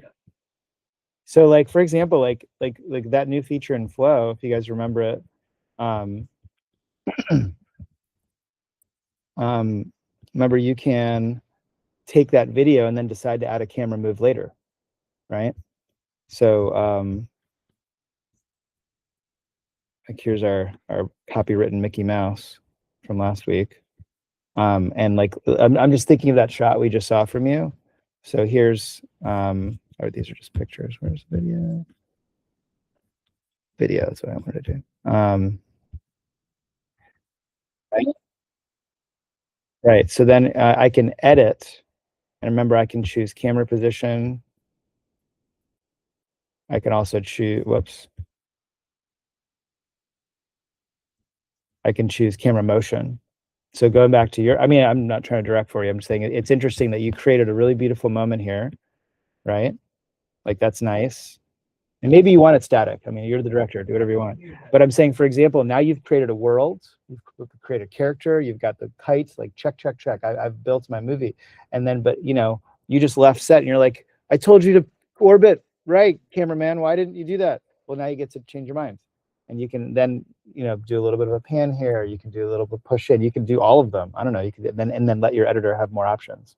But that's another way to keep thinking about how we're always incrementally building, is that you can get as much as you want on the zero shot at the top, or like you can successfully build your plate. Like you've just created a world, you've created a character, you created a props, and I can maybe decide later what I want the dynamic camera motion to be. Very cool. Any observations from others? Any questions for Stephen? Yeah. All right, we'll do one more. Anybody really want to make sure we get in? Samuel, just somebody from the Google Meet. Anybody from Samuel? Do we want to look at yours or Anish or Colton or anybody? I think we looked at most of this last week. Okay. 2, 6. Cool. All Sorry, right. I don't need to, but I'm happy to. I kind of did the same thing as the last one, but I just did it in Flow and changed some things around just to test out the differences. Well, here we'll just watch the video version. Wait, so we looked at yours last week. Okay, my bad. I didn't mean to call you out. This is a new version of Oh, it's a that. new version of it? Okay, sorry, I wasn't sure. Like, watch the VO version. God, I'm losing my mind. There we go. VO version, that's what we're looking at. Okay, so interesting to see you update it. Let's see it.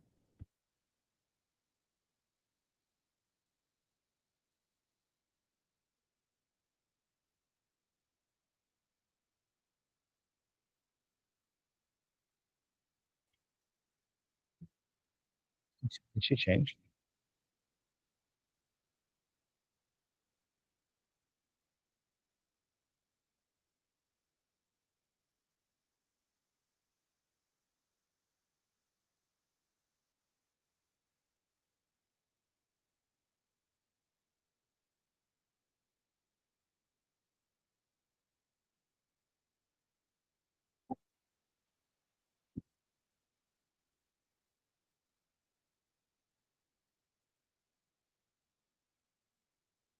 I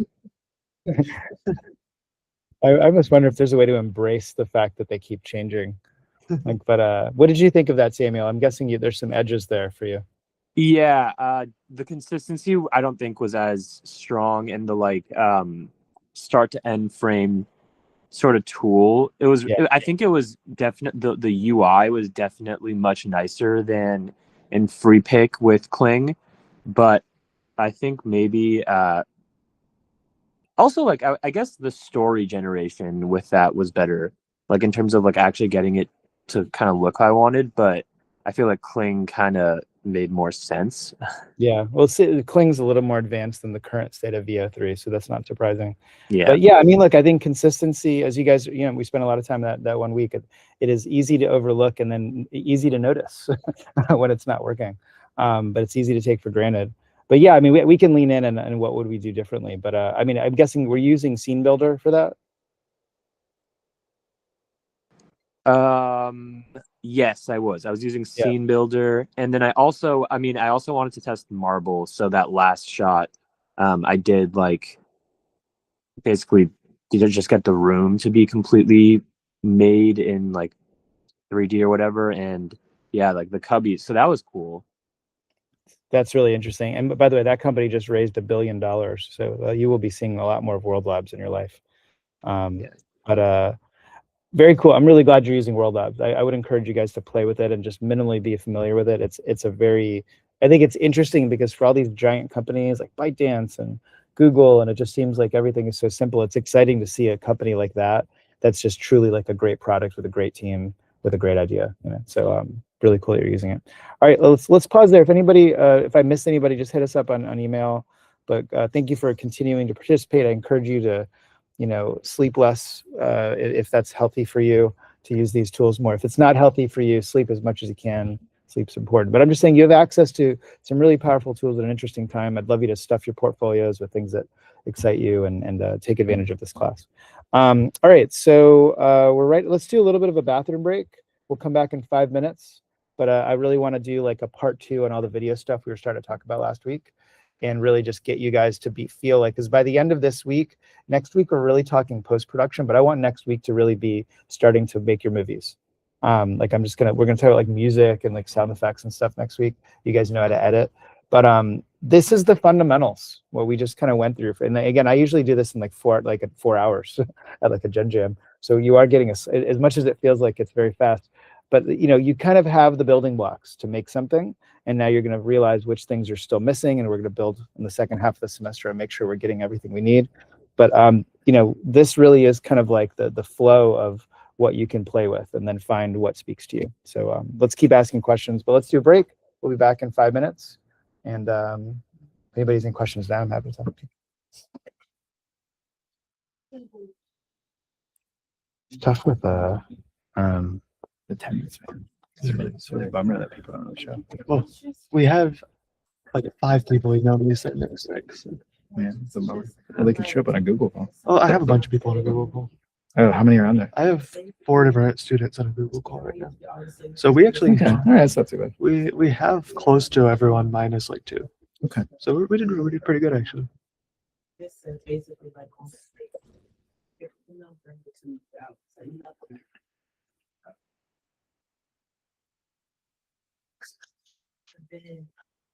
Let's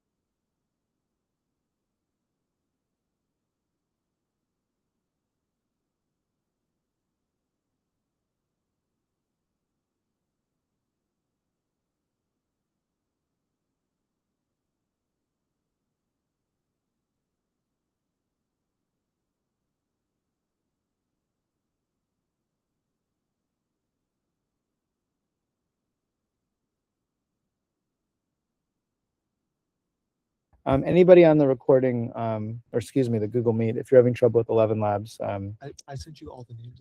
oh, great. Okay, cool. All right. When in doubt, DM me on WhatsApp. Cool. All right, let's remember what directing is all about. I presume that's a strange thing to bring up to you guys because you guys are all big time directors at USC. Look, I think I always like to put this back in the context. You know, does everybody seen Goodfellas? Do you guys remember Goodfellas, the Martin Scorsese movie? Okay, obviously the entry.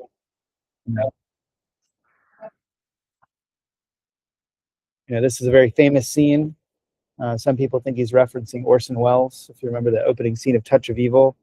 But obviously, this is directing cameras. He's good at directing actors. He's good at world building, where he's now on step 3 of, okay, now that I've created my Lower East Side of New York in the early, whatever, 50s, 60s, I want to do something with my camera there, okay? So this is nostalgia, but I hope that's a reference you guys get. In the sort of VFX world where everybody's trying to replicate Hollywood, this shot comes up a lot. You guys seen 1917? So the kind of the whole movie is like a single take, and to a degree. There's very few edits, but like it's funny on YouTube. You can see that. Do you guys know this about YouTube? You seen this feature? Isn't that cool? They tell you like what's the most replayed moment. I just noticed that.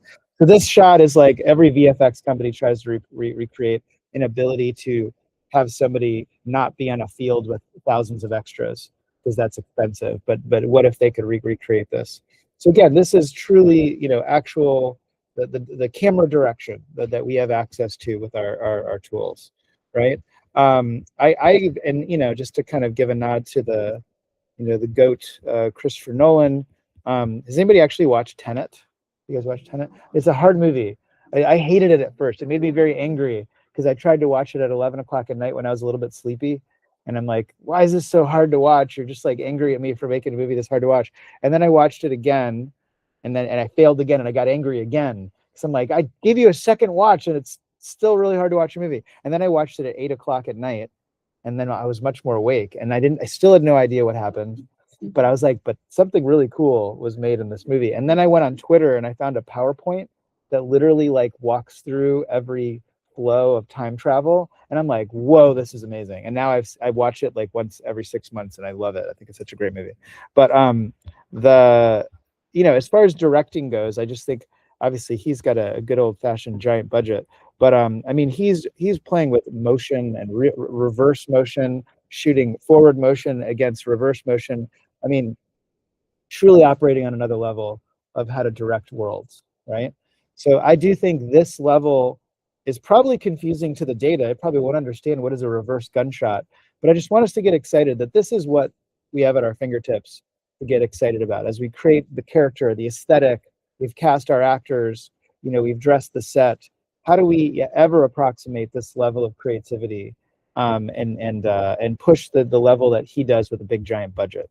So I want us to just even see in our regular films where people are already thinking this way of how do I play with time and space and what cameras can do in it.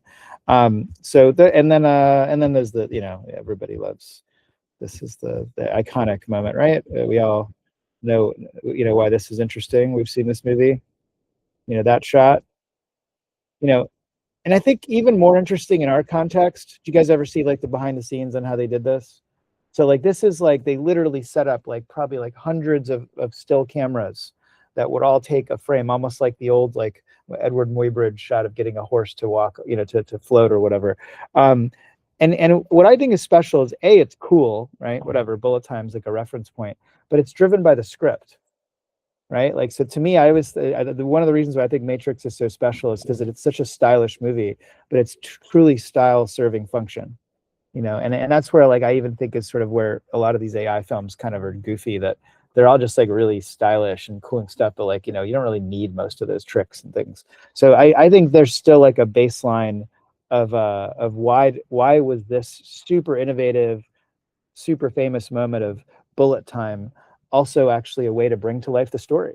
And that marriage of like beautiful artistry really married the script. And for what it's worth, do you guys know John Gaeta? You heard that name? So John Gaeta was the VFX supervisor on this. Like he is the bullet time guy. Like he will forever be that guy. And he's a big player in the AI space. Like he's actually like he has a platform called Escape, that who knows if it succeeds, but he's working really hard to make it like sort of the sort of the premium AI kind of like, distribution platform. He's working with Roku and Apple and trying to get people to get short films like yours getting distribution. But it's interesting that the bullet time guy, like he's fully in to what's possible now. So it's just worth seeing these connections in our space. But anyway, that's moving backwards. I want to show a little bit of like, I don't know, just examples of what I think directors are really doing in an exciting way in the space. And I'm actually trying to get Maddie to come in to speak to us, but she's working in London. She just had a film premiere at Sundance. She's been part of our machine cinema community. This was a film that she got into the Runway. She was a finalist for the Runway Film Festival last year. A lot of people in our community are part of this. But I think this is a good example of how a director seizes the opportunity.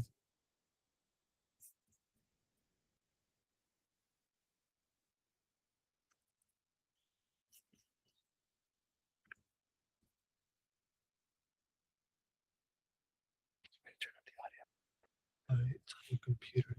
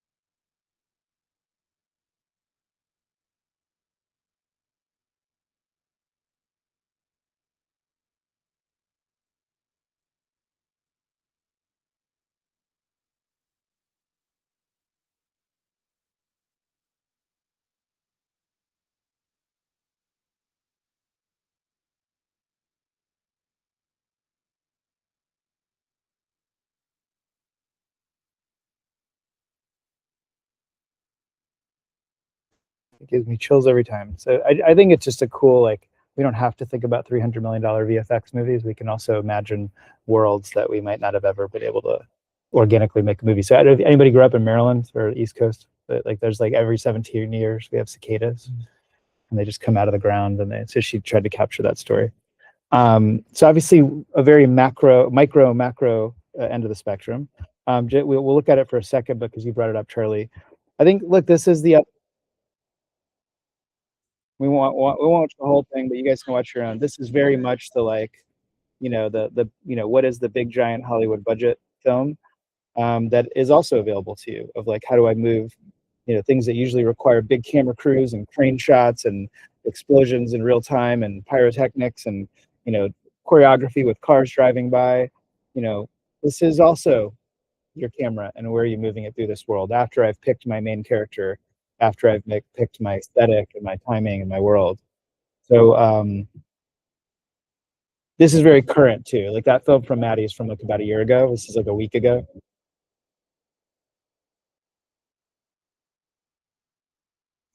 I think getting a plane to crash is either a very expensive practical effect or a very even tricky visual effect, right?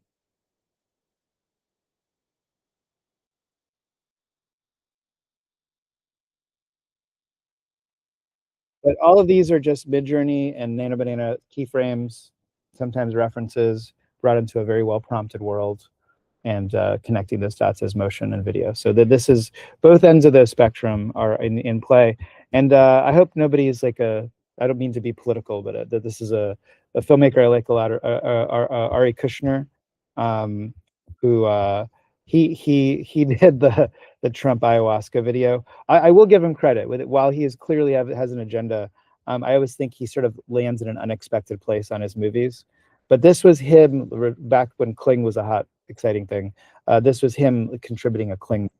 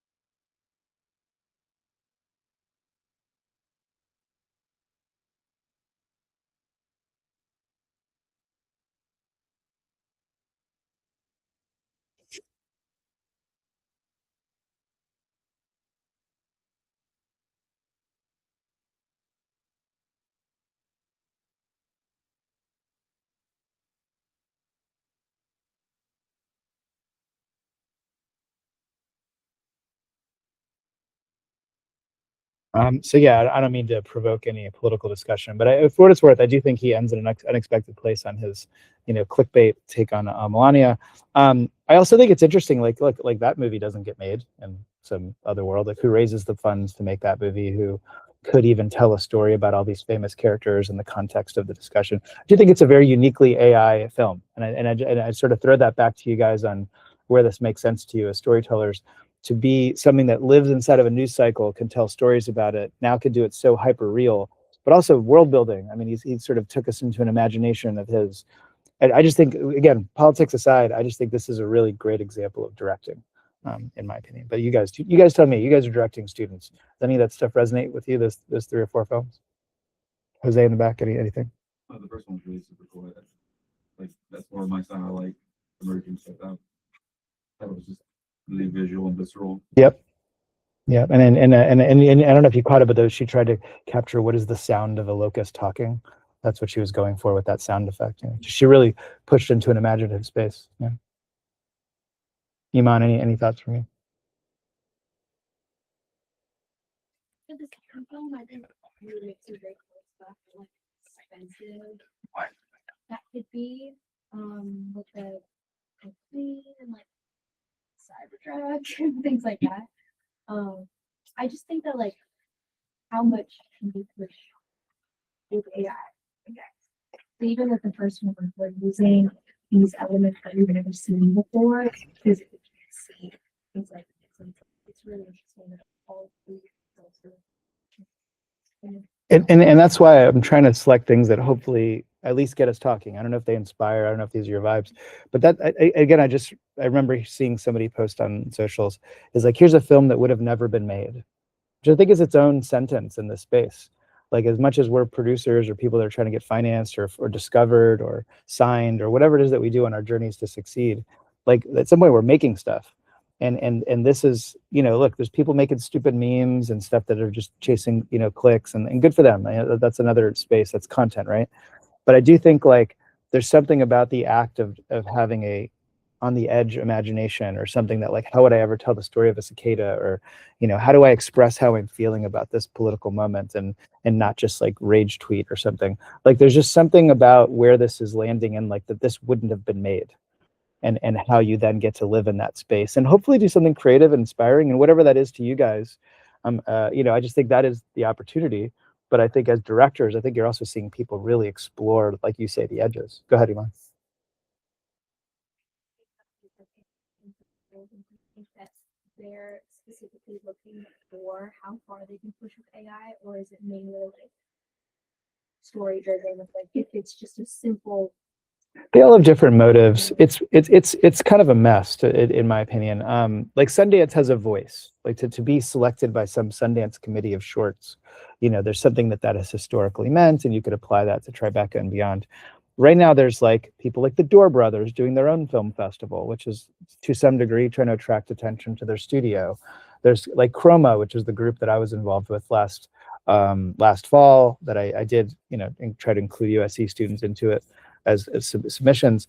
At least, and I'm not here endorsing, I'm just saying I found a vibe with it, that the fact that they were even saying, how do we include students, meant to me that there was something, that it was chasing new inputs, new voices, new people participating. So that meant something to me. So I think Chroma was a decent selection. I would encourage you guys to check out the Chroma Awards. They have all their and again, they're films that won like 6 months ago, so the quality's already off, and the models are different. So, always grain of salt there. But I think to the point of what did people do with the opportunity, what types of films were selected, I thought that was a little bit broader, and it might inspire you. I can't sell you on it, but I look at like the Runway AI Film Festival. They're also very limiting on people using their model. So, Maddie used Runway for that, which is fine. I'm just saying that's a different motive. They're trying to drive people towards their product. So it's a little bit of like, at some point, it's that media literacy I keep trying to get you guys to adopt a little bit. It's not even skepticism, but just like look through what's really the message, what's the medium and the message, if we're our old school Marshall McLuhan stuff makes sense. But I do think like eventually, like, Matthew McConaughey is saying it in his thing, like, will there be a best AI film category?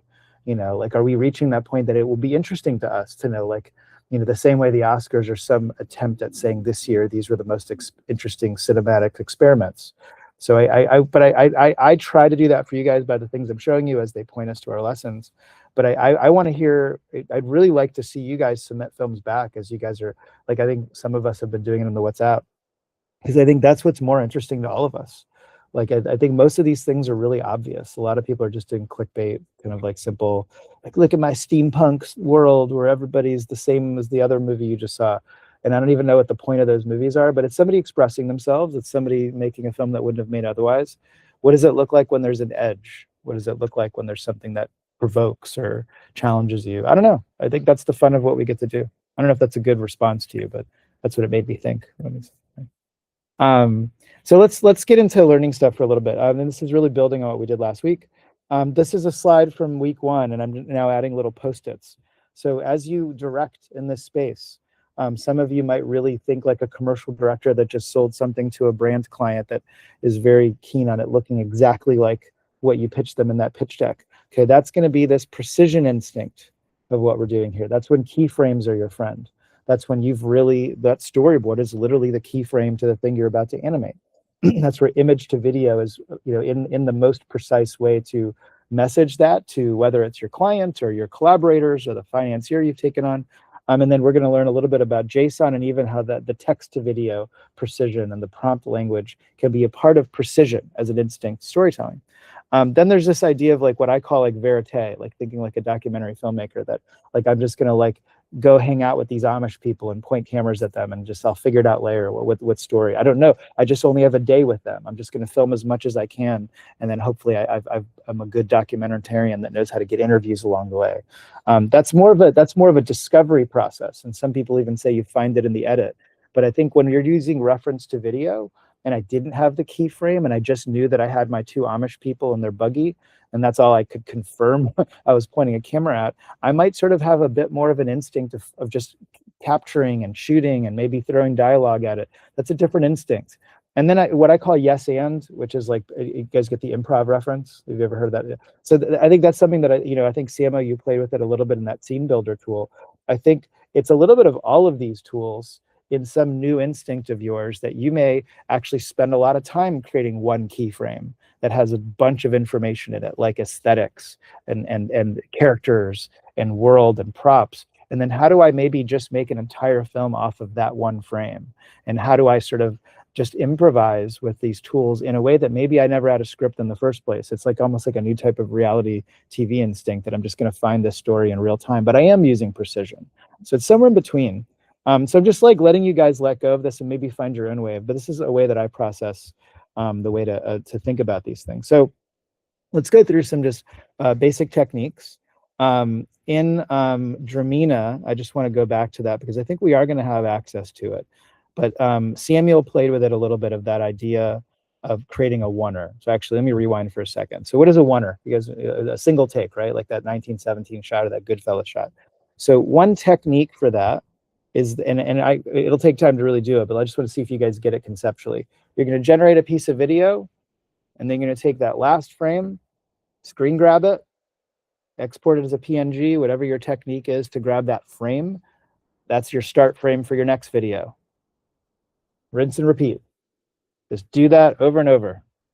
And that's how you get a continuous frame, continuous minute. As long as you want to go, just keep dropping it into your Premiere. You may need to do a little bit of like clipping a few frames here and there. Sometimes that little bit of transition of the end of the new start have a little bit of like a hiccup or a little bit of like it's stuck there and it doesn't start moving. That, you can start to then clip frames to get it more smooth. But that's the principle. I could spend time on it, but do you guys get that basic principle? Okay. The other idea is that you would take two different videos. Maybe we get to make one of these. Let's try one. So let's grab video generator. I'm going to grab a video we already have. Let's see.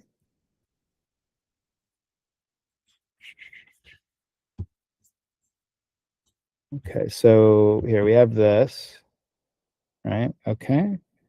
And then, okay, all right, I'm going to work with that. And then I'm going to say video generator, rocket flying over Earth. We'll do playing, keep it fun here. 16:9, 5 seconds, so that's fine. So let's see, I'm doing this a little down and dirty. So I'm just gonna get a video of a rocket flying over Earth. And then now I'm gonna go back to the video that I had before of the rocket taking off. And I'm gonna go all the way to the last frame. Okay. And I'm just gonna literally screen grab this because it kind of doesn't matter. We could obsess over resolution if we see our artifacts, but let's just get the concept in our head. All right, so now I have the last frame of this, and I'm ready for what will be the first frame of the next video, right? So I have that now. Let's see how that's going. Okay, that's going to take 2 minutes. All right, so while that's going, we'll come back to it.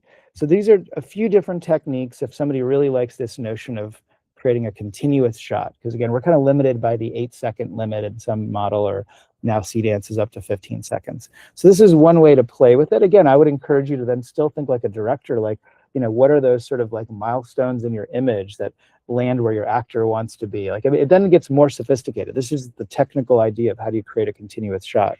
All right, so there's our video. All right, so let's grab the first, and again, I don't even know if this works because it might be a different kind of rocket, but let's give it a try.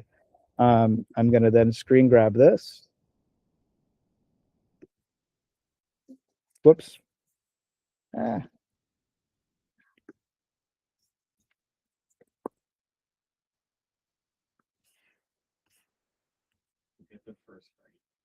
What's that? Yeah, you're not on the first On frame. the first frame. Did it move again? Yeah. Oh, no, it's right there. No, Oh, it moved again. Sorry. That's a first frame. All right. So this will be a little down and dirty, but it's just the principle we're learning right now. All right, so now we have 2 screenshots, and now we're going to video generate. We'll use Kling again.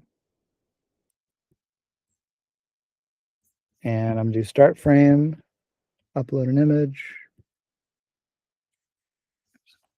5 minutes ago. Yep.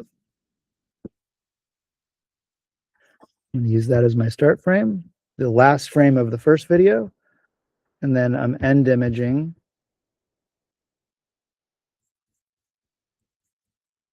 this one.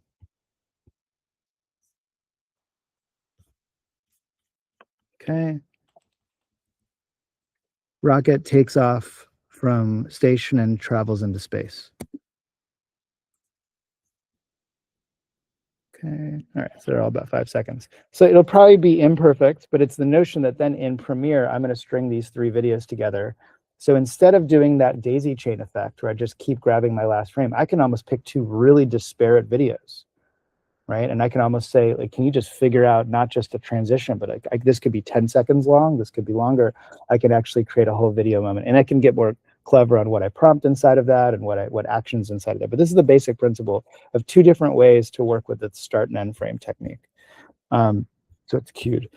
Separately, another like fun way to think about this, and again, I'm excited. I don't want to oversell this because I haven't gotten it for sure, but I want you guys to have a Dremina because minimally it's a way to get into CDance.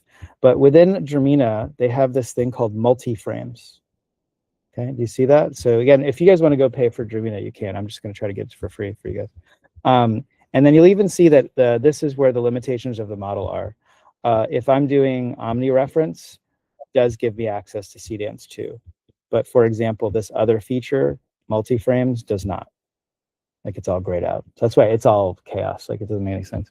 But what is this? So this means that I can add up to 10 frames, 10 keyframes to create a 50-second output. 50. Like I can almost output up to a minute. So now that idea of almost like keyframing my way through that oneer, I can almost do it more intentionally in this type of an environment. And I'll let me open up. What's the length limit of a multi-generate? 50 seconds. This is going to take me a second because I have to log into a different version of Dremina. So bear with me. But what about like the distribution of the time within those 5 frames? Like 5 takes, but I want this one to be 2 seconds, that one to be 10 seconds. It's auto. Again, this is a limit. Again, as a director, I can see why you want to control that. I just kind of want to show you the feature. 9/11, and then where did this? Yeah. And then the last one.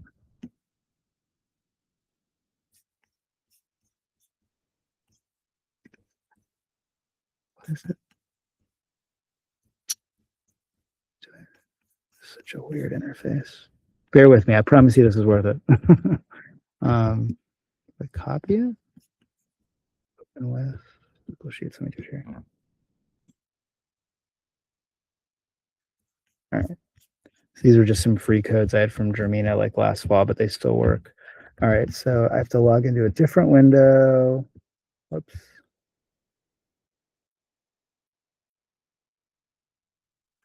Let's try here. Nope.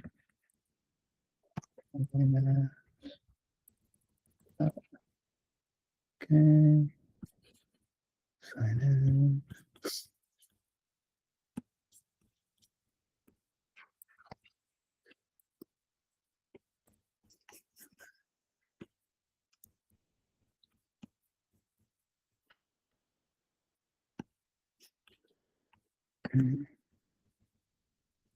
Okay. This is the rabbit hole of the internet. All right, please tell me it still works. Just because this has like my previous generations loaded. Okay, I think this is here. Sorry. There's as you can see, this sort of redneck character. I've been playing with him for a while. So does it show if I go to Canvas? create, maybe it's here. So in the Dramina tool, as you guys will hopefully get to play with, they have this kind of like version of like what I've shown you guys as like the Gemini kind of flow state of just like being in conversation. So it's not quite a chat bot, but it's this sort of like that you just kind of keep flowing with the last thing you did. So I'm just scrolling up to this one that I made that I think sort of just showcases what I think is fun about this multi-frame thing. Is that? Here it is. All right, so I just started prompting images. All right, so in Dramina, which is also an image model and video model, I could say, make me and I'm literally, here it's very conversational, make me an image of a little egg among other eggs in an incubator for chicks. So it gives me that. Then I say, zoom in on an egg that's cracking a little bit, and then the little chick's coming out. Okay, now camera zooms and the chick is fully exited. So I don't even know where this idea came from. Again, I'm sorry if I have stupid ideas. You guys are more interesting than me. I'm just saying I just wanted to see what happens if I just kept iterating. Like what's next, what's next, what's next. So eventually I landed at, then there's like a little pool next to the incubator for some reason, and there's other chicks in there. And then when the chick bobs its head, all of a sudden it's in the ocean, and it bobs down the ocean, there's a hermit crab there. Okay, so I just randomly came up with 10 ideas for images that were reasonably connected, that they were part of a sequence. And then I threw it into this multi-frame thing. So you see these 10 frames. So then I just loaded them up, very, very basic. And this isn't perfect, but again, just think about where this fits on what you guys can do. I don't remember, I guess there's no audio.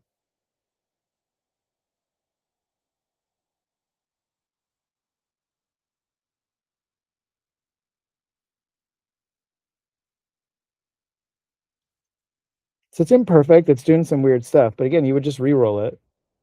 I think they nailed this. Watch this. How cool is that? The reflection's weird. It got it wrong. It's not a perfect mirror. But still, it's trying to do a lot of stuff. So I'm just saying, like, think about just your iteration process. Like, I don't know if that's your final movie, but what if you just wanted to play with an idea and you were stuck with that 8-second like random filter on Kling? Like, you can just like throw an idea and just throw out a scene. So I just think this is like still very unique. There's no other video model that has this interface, this idea of doing up to 10 frames. That's a uniquely Dramina feature. So if that's interesting, you guys get to play with it. I think for some of the more fantastical ideas you guys have, some of the more kind of like, poetic imagery, I think this could be a very fun tool for you guys. So I'm aiming to get this for you, or you can pay for it. That's up to you. So that's a different way of thinking about this oneer idea. This sort of like thing that everybody in Hollywood likes to say they nailed a oneer. I did the 1917 one. Like here, you get to do them in a few different ways. Let's go back and see how this went. Okay, a little bit weird. We can, and I didn't really push it. I'm like, how do we actually get into space? I might ask it to be a 10-second shot. I might give it more time. I might prompt it more directly. It leaves the planet and it enters the stratosphere. So I might give it more information, but you can already imagine I have the end frame of when everybody's standing on the thing. I have the thing in space, and I have that. Now I have a 15-second scene, and I can keep adding on to this. So again, imperfect, but I just wanted to show you the technique that you guys would then apply to your prompts and your images. And again, there's also that scene builder version that inside of the feature that Google gives you that you guys have access to Flow. Remember, if I like this shot, and then I go to the scene builder tool. Remember, I'm over here, and I can always just go to extend. You guys see that? So then that's the other way to do a oneer is you could just keep extending the shot. It keeps going, it keeps going, it keeps going. I have seen it that it could start drifting on your consistency here. So there's an argument for experimenting with it that when I hit extend, maybe it doesn't look like it's allowing me to add more images. So it is limited. I was going to say if there was a way that I could drop in the reference images, but this extend feature, that might be a risk that you pose. So I would know that maybe. I eventually stopped extending when I really wanted to keep myself consistent. Just went back to the ingredients mode. Again, you got to sort of see the edges of these things and get what you want out of it. It's just, this is what these tech companies are just dropping on you to say, like, try this. So I'm just saying, while you can just keep trying, like, I mean, then maybe do something really fantastical. Maybe you're doing like a time lapse across like from caveman times to the, to the future. Like that doesn't have to worry about consistency. So that shot you can do no problem. If you're doing something really weird with like primordial soup turning into a planet or something, you could probably go really, there's less of a consistency concern, but you can try it and see where it goes. So that's sort of like the notion of these sort of extended kind of infinite shots. There's also this other feature, and I showed you the multiple keyframes. That's what that 50-second shot in Germina was, which I'm hoping you guys will get access to. There's also this notion of multi-shot, which I think you guys basically saw in the way this is editing itself. So that's like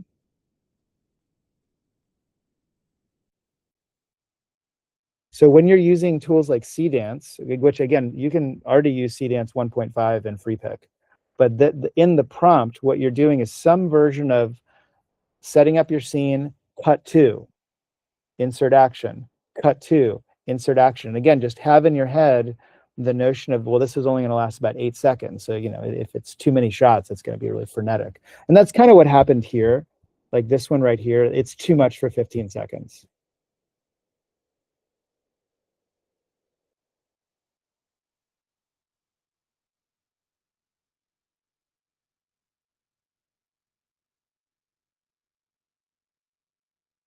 So, I mean, it's a lot that I put into that prompt with too many cuts. So you can sort of see that at some point, these things have their flaws. And again, when this becomes an API and I can do it inside of a setting where I'm not limited by these running time issues or these choices, I can have more latitude. We're going to say.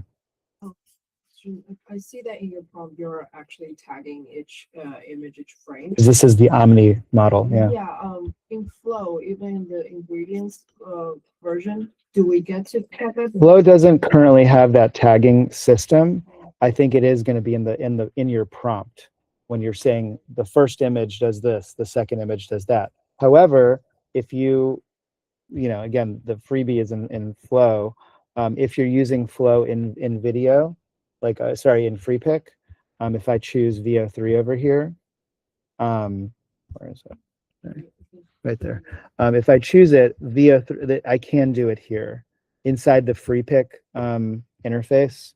I can add a character and then I can tag it with using FreePick's orchestration layer. And that's the thing to understand. These aggregators, on some basic level, they're just putting everything in one place. They're just Walmart. But what they are doing increasingly, and I want to see if we have time to get to it today, is that what they hopefully will be building a business on is their ability to create an orchestration layer. How are they making it easier for you to access what you would normally have to prompt out of Nano Banana? So like Nano Banana is like the magic electricity, but the ability to prompt it correctly and to get what you want out of it and not have to run it 10 times until it does the right thing, that's what they're trying to make it easier for you. So we'll come back to FreePick in a second. But sorry. So this notion of multi-shot, it's literally in your prompt, and depending on that video model, which I think, actually, let's try it in Flow. I feel like I've seen this work in Flow before. Have you seen it work in Flow? I've tried it. It just works okay. It works okay. Yeah. It's something to experiment with, but let's see. I'm gonna. Sorry. Go ahead. Sorry. Scene builder. I seem to remember last time you were able to show how to edit the frame, edit the video in the scene builder. Like a Nano Banana, like Nano Banana in here. Not just like once you've already generated a video, yes, you want to change some elements in that. That's this pencil. Here's the thing. Here. Okay. And then you can insert, and again, this is where they're competing not as well with what Kling is really run with video editing. Again, like it's almost think Nano Banana, but for video. This is a version of that I can insert. I can prompt, like add a spaceship over here on the blank space on the left, or add a bat flying by. I can also remove. I can select things and remove them. I can change camera position here, and I can also change camera motion on the final video. I was hoping I could like change the character, because if I'm not getting a consistent character, but I like everything else in the shot, maybe I can. So that, and again, that's a more advanced thing that a lot of people are doing because of these problems of drift, that there's almost often like a face swap stage at the very end. That like after you've created your whole movie, those like, man, Moses just turned into a different character. I thought you were the guy splitting the Red Sea. Where did this guy come from? You can sort of make that change. Increasingly, you're seeing the quality of a Cdance show that's starting to go away. but that is where people who are using these things in professional settings, one tool, I mean, look, the LoRa's are the most aggressive tool, and that each keyframe of yours is going to be the most like fine-tuned, fine-trained model. I was at this event last night where the comfy guy just like is really like ride or die. Like this is the only way to get that level of precision. It's just more complicated. It's a lot more work. For a while, it was worth learning it, but now Nano Banana takes us so far that most people are starting to abandon LoRa's. But one solution is to really get good at LoRa's and find workflows that do what you want to do.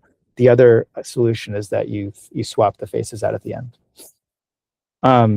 Let's see, I'm just creating, that's not what I want to do. I just want to try the multi-shot in here to see if it works. So I'm going to do text to video just to create something. 2 surfers walking along a beach in Malibu. I'm going to say wide shot. Let's see if it works. Cut to close up of left surfer brushing hair out of eyes. Something like that. Let's see if that works. And actually, I might even expand it. Let's see if it writes a better prompt for me. Fuck it, I'll leave it alone. All right, let's see what it does. We'll come back to that. Were we prompting something over here? No, okay. So these are sort of starting to get into more directorial ways to get your prompts to do more interesting things, right? Another feature is this notion of the cinematic grid. So this is the Nano Banana trick. And in FreePick, they've just created a tool for you. If you are doing this and if you're generating your images in FreePick, I think I showed this to you before, but now that we're seeing it in context, in FreePick, when you go to all tools, you see this sort of thing that opens up all the tools. There's this thing called variations. You guys see that? Yeah, big thumbs up. Steven, do you see it? The variations feature. So this opens up this, this ability for you to create this without having to, like when I had to reveal this last November, when this thing first got discovered that Nano Banana had this capability, like you were actually copying and pasting this insane prompt. Like it was literally like 500 words of just, you know, gobbledygook. And then there's people like Henry Dobre. We watched that film of like that sort of like little kid action hero last week. He even has a whole workflow where he advocates for doing this in a what he calls a stack frame. And I can, those links are in the Notebook LM. We can go deeper on this, but in general, the principle is what you're seeing here, is that you are telling a single image to become a Brady Bunch opening. Does everybody get Brady Bunch? Do we get that reference? Like the 9 frames. So the idea is that I can prompt it to do a variety of things. And this is actually showing us the sequence version. This is showing us a little bit more of the coverage version. So the beauty of me teaching this to you now is I had to get into a lot more detail 5 months ago. In FreePick, they've made it crazy easy. So there's a number of modalities for this that they've created for you. So let's look at one of them. So I'm going to select an image. Let's pull up this ridiculous image from last week. So I can, the first option is reframe, which is effectively like as a director in your head, think, okay, I can shoot 1 frame, but what if I had 9 cameras on that day instead of 1? Okay, that's what basically this is. This is giving you 9 different camera angles. You can see down here, they're even giving you some optionality. Maybe 3x3 is the 9 camera option. 1x3, it's a 3 stacked kind of widescreen. 2x2, you can sort of do the math on the way they divide up a 16:9 frame. You can even change it to not be 16:9. Some people do this in 9x16, and then they have like 4 16:9 frames inside of it. The reason some people obsess over that is because some people think that you do lose a little bit of resolution in the transition from image to small image, because then what you're effectively doing is you're then extracting that little image back, right? So somebody might argue that in that process, there's a bit of loss. So for that reason, you may eventually notice that, and that might be a reason why if you're doing this, you might want to do a smaller grid. But the point is that within the, let's say the 3x3 option, which again, I can also choose to do this in 4K. I'm going to do it in smaller to save time, but you can do this at full resolution, right? And that's why they're trying to give you as much pixels as possible. So we'll generate that, but you can see that they're giving me a lot of choices of which angles. Right? So these are just generically chosen because, and that's why if you're really a precise filmmaker and you don't like these choices, you would then prompt this in Nano Banana Pro. You would have it as a give me a cinematic grid with these 9 different shots that I want. But in this case, what it's doing is it's giving me basically coverage of the same shot, right? It's just giving me angles of the same moment. It drifts, it's not perfect, it's a little bit of weird, but we'll look at that. Alternatively, what FreePic added is you now have this storyboard feature. Okay, so this would be a little bit different. Now, instead of giving me 9 shots of the same thing, I'll say, man sitting next to cat human, stand up from a bench and go for a walk in the park. So now I'm actually giving it story content. You can imagine that I might give it a very long script. I might give it the shot list from my scene, which we can experiment with too. But that's the principle here, is that now its ability to give me variations is giving me a sequence, like many moments from a story. So let's take a look at the first one we got. Okay, so now I have 9 different angles, and you can see it gets a little bit weird. It makes some mistakes. Like I don't know why it gave us that, but in the spirit of being artists, like, I don't know, maybe that's kind of cool. Maybe that's what Bob Ross might call a happy accident or something. So embrace that. But you can see generally the principle is that it's giving me all these shots. So what can I do here as a director? I have a new selection of start and end frames. I can maybe do a really cool crane shot. I might open my scene by starting on a high angle shot and then coming into a close up. So that's the way to start thinking about this feature, is that this is giving you more options. Like, and you can just like re-roll this and do this over and over. Let me see something. They used to do this thing where, so now you see the way that it renders it for you. This is actually really cool. It used to be that you would then get this, and then you would have to one by one ask for each of the individual images you have. FreePic just gifts you everything. You can imagine it is using a little bit of credits to generate, in this case, 10 images at once, right? So now you can literally just pick whichever ones and start to create start and end frame animations off that. Does that track? You guys get that? Is that interesting? Hang on, where's the other one? And here's the other one we just did. Did I hit render on it? Sorry, I think I didn't. Let me select again.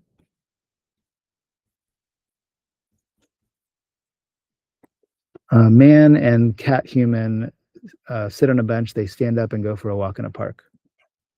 All right, let's generate this one. So this one, in theory, won't just be this moment of them sitting on a bench. Let's see. What it should be doing is creating a sequence. So it's now imagining. It's using its ability to imagine the world and the story world of your image. So as you can see, now we just left the bench. And it's starting to imagine, and I can be more specific in my prompt. I can re-roll this, and I don't even have to use all these. I can maybe run this 7 times and grab this one from here and grab the other one from the 7th generation. It's just giving you, just blasting out options for you guys. And again, we're just using stills right now. We don't have to worry about burning through all our video generation credits. But you can imagine that maybe midstream, wait, I actually think it's really cool that the guy walks away. It's a mistake. But I don't know, maybe your story just changed. Like maybe you just found a story moment that's saying, oh wait, actually he left his cat friend alone and this was the moment that their friendship fell apart. I don't know. I'm just saying, like, this is that improv moment that maybe you're discovering something in your story and you're allowing yourself this space. And we're just at an image moment with all this. So you can see it. What do you want to search for? Oh, sorry. So these are so far 2 of the features. So there's the reframe variations, and then there's the storyboard variations. Then there's this other one that's I think a little bit more for people doing marketing. They have a version of this with people and what they call demographics expressions. So let's try this. I'm going to pick a different image, and let's see. We got, is there a close-up of the dude? Yeah, let's go off this one. So I'm just going to pick this guy, and then now I can pick a variety of expressions for him. So now it's going to basically take my character and give me, what does he look like when he's happy? What does he look like when he's angry? So again, as you're discovering the character creation, this almost takes us back a few weeks ago of different ways to get the sort of the acting performance, so to speak. So now you're getting a keyframe with different expressions. You could prompt them one by one. You could say, he's got a sad face, he's got an angry face. But now it's giving you a way to run through that. You can also do it with ages, that I can generate different ages. Let's try that one. You could also do it, let's see, what was it? With demographics, which I think could possibly be creepy. and we'll wonder what the motives on it is. But these are different ways that this tool is creating this cinematic grid for you. And then you can do a custom one, which I haven't played with enough. But again, this is a place that just because those are the instant choices they gave you, maybe you come up with a different utility for this technology's ability to take an image and just express something times 9.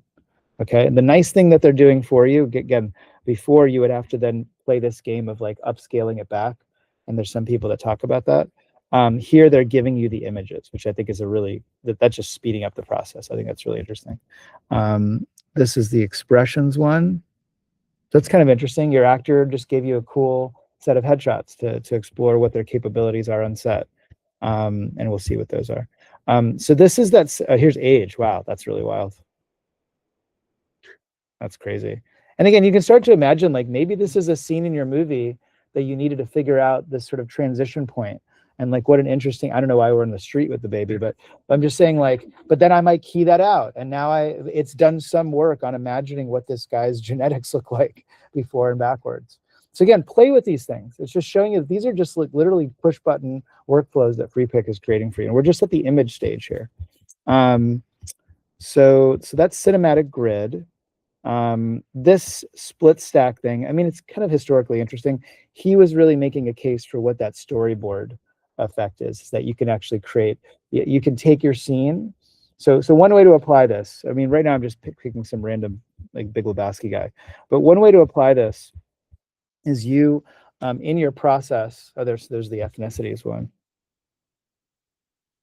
It's wild, so weird. There's a lot of debates about the algorithmic bias and stuff, but I don't know what that means. If those people look like that. The idea that you can, with your LLM, describe your scene, kind of describe the moment. The wizard fights the Balrog or whatever's happening, and then that can be the text inside your storyboard. You can even not just have a random still. You can have a more sophisticated set of images here. Like let's go back to storyboard. Let's see, it only gives me one image at a time. That's a bummer. We can revisit this. I just wanted to show the basic principle. I think there's a way that in Nana Banana Pro, you could add more references here. This could be a more dynamic idea of how you're adding your script and adding references to this. But the basic principle is here. The other one that I think is interesting, I actually haven't tried this, but I'm just showing you that there's different ways to think. You'll see here that these are the 6 storyboard moments. So that's that storyboard feature that they prompted for. But down here, he's got his references. There's his character sheet 2, world shot. So it's a different way to think about, this is almost something that I'm not sure how you would totally prompt this, but I might create this in Canva. I might create this in Photoshop to create this piece of data that then this becomes a tool to generate that scene. So for example, and I'm jumping ahead a little bit, one of the tools is this thing called Spaces that I showed you. And how do I look at my history? Yeah, there it is. So this is where we're probably gonna be headed a little bit later this semester. But here's that cinematic grid, right? Right? Same thing I just said. And here's like multiple angles of the scene. And in this flow, I can add a text prompt here. And then I can send it to my video generator node, which is just Kling. I think we can see that if I pull it down somewhere. Yeah, you can see that it says Kling here. So when you create these video generator nodes, it's almost like you're inside FreePic selecting your models and stuff. It's got all the same things. Number 1, 720p, 60. It's the same thing. It's a different interface. But my input was the grid. Do you guys see that? So I just said, here's 9 shots from this world. Go make a video on it. It's another utility for the cinematic grid tool, that it is in and of itself a reference. Like I was showing you how it becomes frames to extract to then start and frame. But then this just shot of 9 frames, the model doesn't even get confused with these letters like HALA. It doesn't get confused. It gets it. You're giving me world information, and then it makes a video of it. Yep. Is this whole thing, is it an infinite canvas? Yes. You can, Yeah. I guess in theory, though, it's like storyboard to video storyboard almost. That's effectively what this starts to look like. I mean, again, we're jumping around a little bit, but because you're asking, like for example, let's see if one of these is. I mean, you can sort of see, and I want to spend a little bit of time. Let me see. Let me come back to free pick because I want to spend some time. I just want you guys the same way I'm asking guys to just like swim around flow. I think you may also want to swim around free pick. I want to make sure we address that. I'm almost through the basic stuff. So I just want to address JSON prompting. Does anybody know? Stephen, do you know what JSON prompting is? What is JSON prompting? You can also just read the screen if you want to.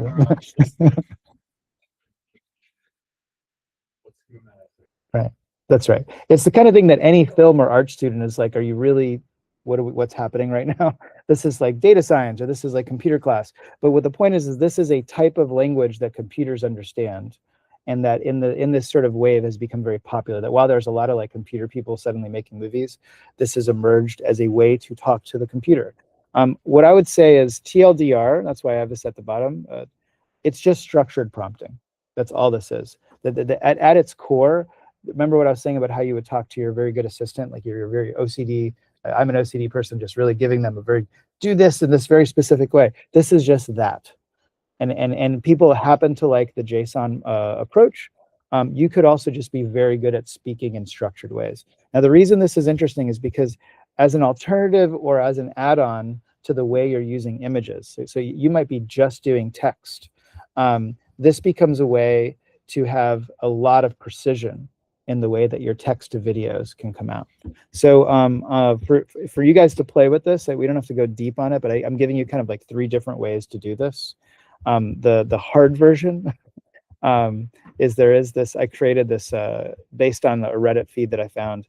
This is kind of like the hard way to do this, meaning that you would literally create an image as you would in Midjourney, and then you would ask the LLM to create a JSON prompt for that image. Okay, and this kind of just walks you step by step, but I'm just describing it to you in case anybody wants to play with it. This is all step by step. But you're effectively going to create your image as you normally would, but then you're going to ask JSON to speak to it, and now that becomes the thing that accompanies your script. So then your script with its shot list language of like camera angle does this, then it will adapt the JSON prompt, and you will never be using an image again. You'll have only created one single image, and now you can direct your way through a whole scene because it's going to be super consistent on all those fine details, like which lens am I using, what lighting design, because that's cooked into the JSON. So it ends up looking like this, the things that you're going to cut and paste. So if anybody wants to play with this, this is your kind of choose your own adventure, but it ends up looking like something like this. This becomes the thing that you're cutting and pasting into your prompt. And then as you go through your scene creation, you will start adjusting these individual categories. And this is almost like the template. And then let me see if the example is down here. We can walk through this. If anybody's really interested, we can spend time. I'm just showing you that there's like a how-to guide to it. Is anybody really interested in this stuff? Mid. All right, I think it's mid. But you should at least have access to it. In theory, there is a GPT for this. Okay, so that's the medium version. So this is a link to this, and you could do it all here. Okay, and it's a little bit easier. You would just input your image here, and it'll walk you through, and then the GPT will help you create this. So again, I'm checking people's adventure levels. And then in theory, FreePix created this for you as well. And this is like their little commercial for it that kind of also does a better job of describing.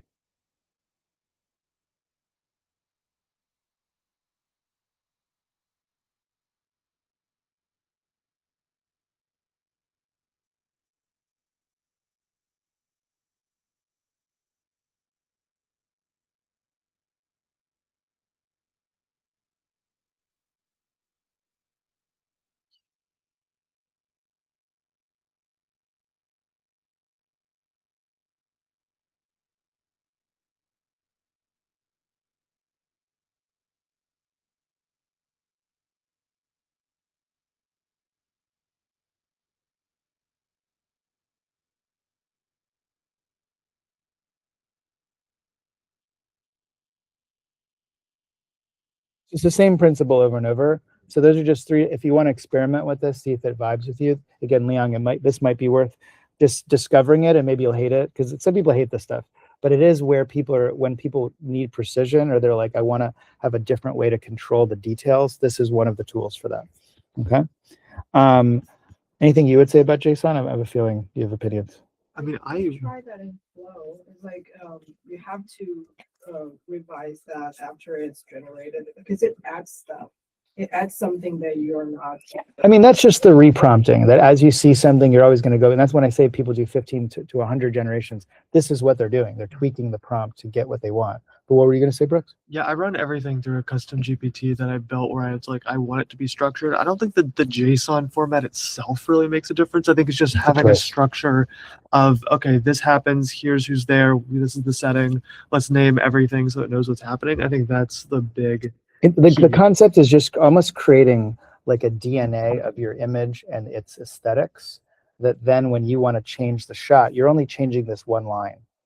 And that's kind of the principle. Like that's the thing to like dial into, which is the JSON thing. It's a language that it already knows how to talk back and forth. As you can see, FreePix even adding a feature.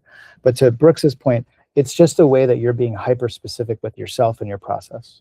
And again, this either works for some people hate this stuff and they just like references, or they like image to video. I actually think this is declining. I don't see people using this technique, but it's kind of fun just to understand the model. Put my link. I used to have this link.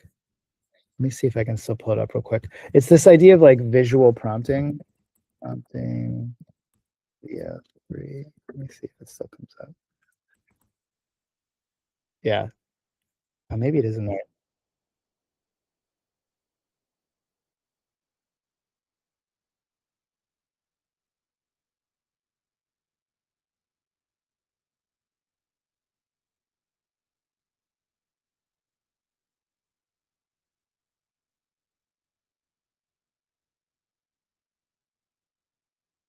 So and actually, maybe this is in the deck. Was that what this is linked to?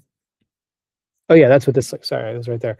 I think people are moving away from this for a little. There was a minute that this was very exciting to people, but it is kind of cool just to understand the model. Like just think about the technology that like you're just going into Canva and just adding scribbles on it, and then it just takes that and runs with it and does something. There is a bit of a process to it that you need to add to the prompt, like immediately delete the instructions. It's a bit of a hack. This might speak to somebody. I just point to it because I think it's cool to see how the model works. I'm going to come back to FreePick, but I just want to show what I think is a fun homework assignment. So I just saw this on LinkedIn and I thought it was really cool. And actually it is FreePick, so it gives you the idea that they're.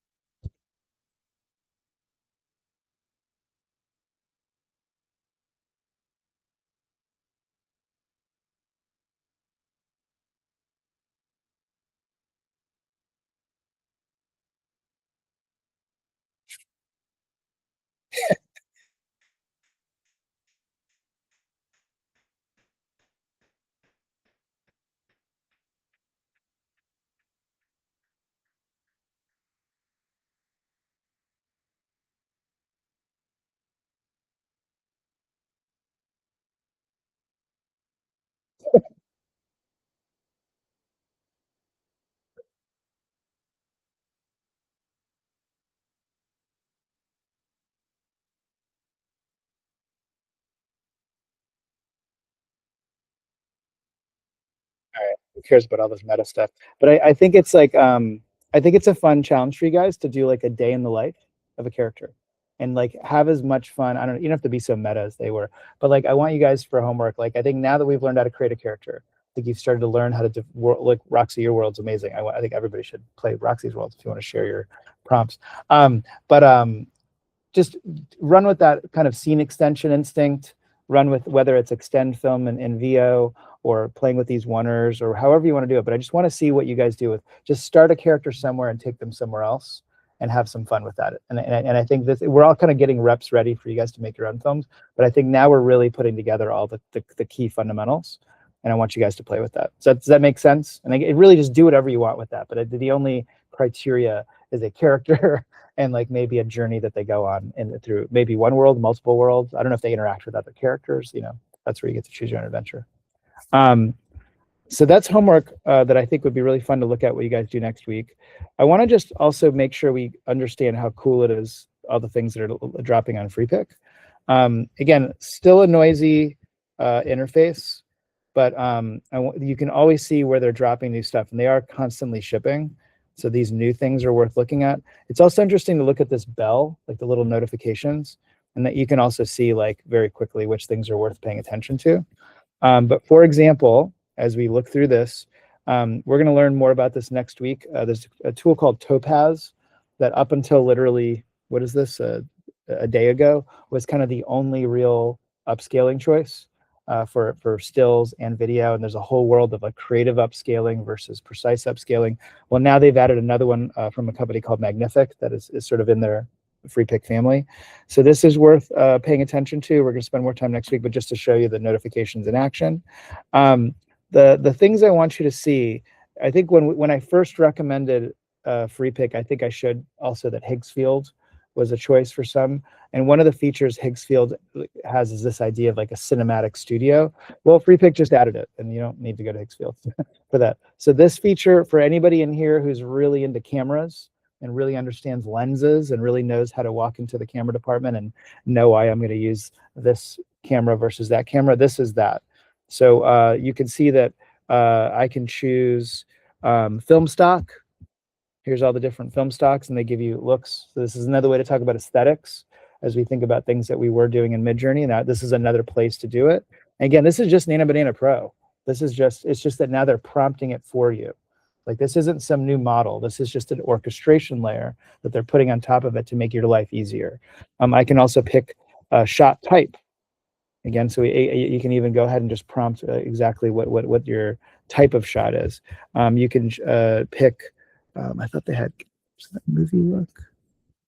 Oh yeah, I can, yeah, this is the one. When you click on camera settings, I can pick all these different cameras. There's cinema digital 35mm, lo-fi toy camera, camcorder, motion medium format film, all these different lenses, focal lengths, aperture. So for anybody that this is the way they think, they just gave you a great way to get super, super specific.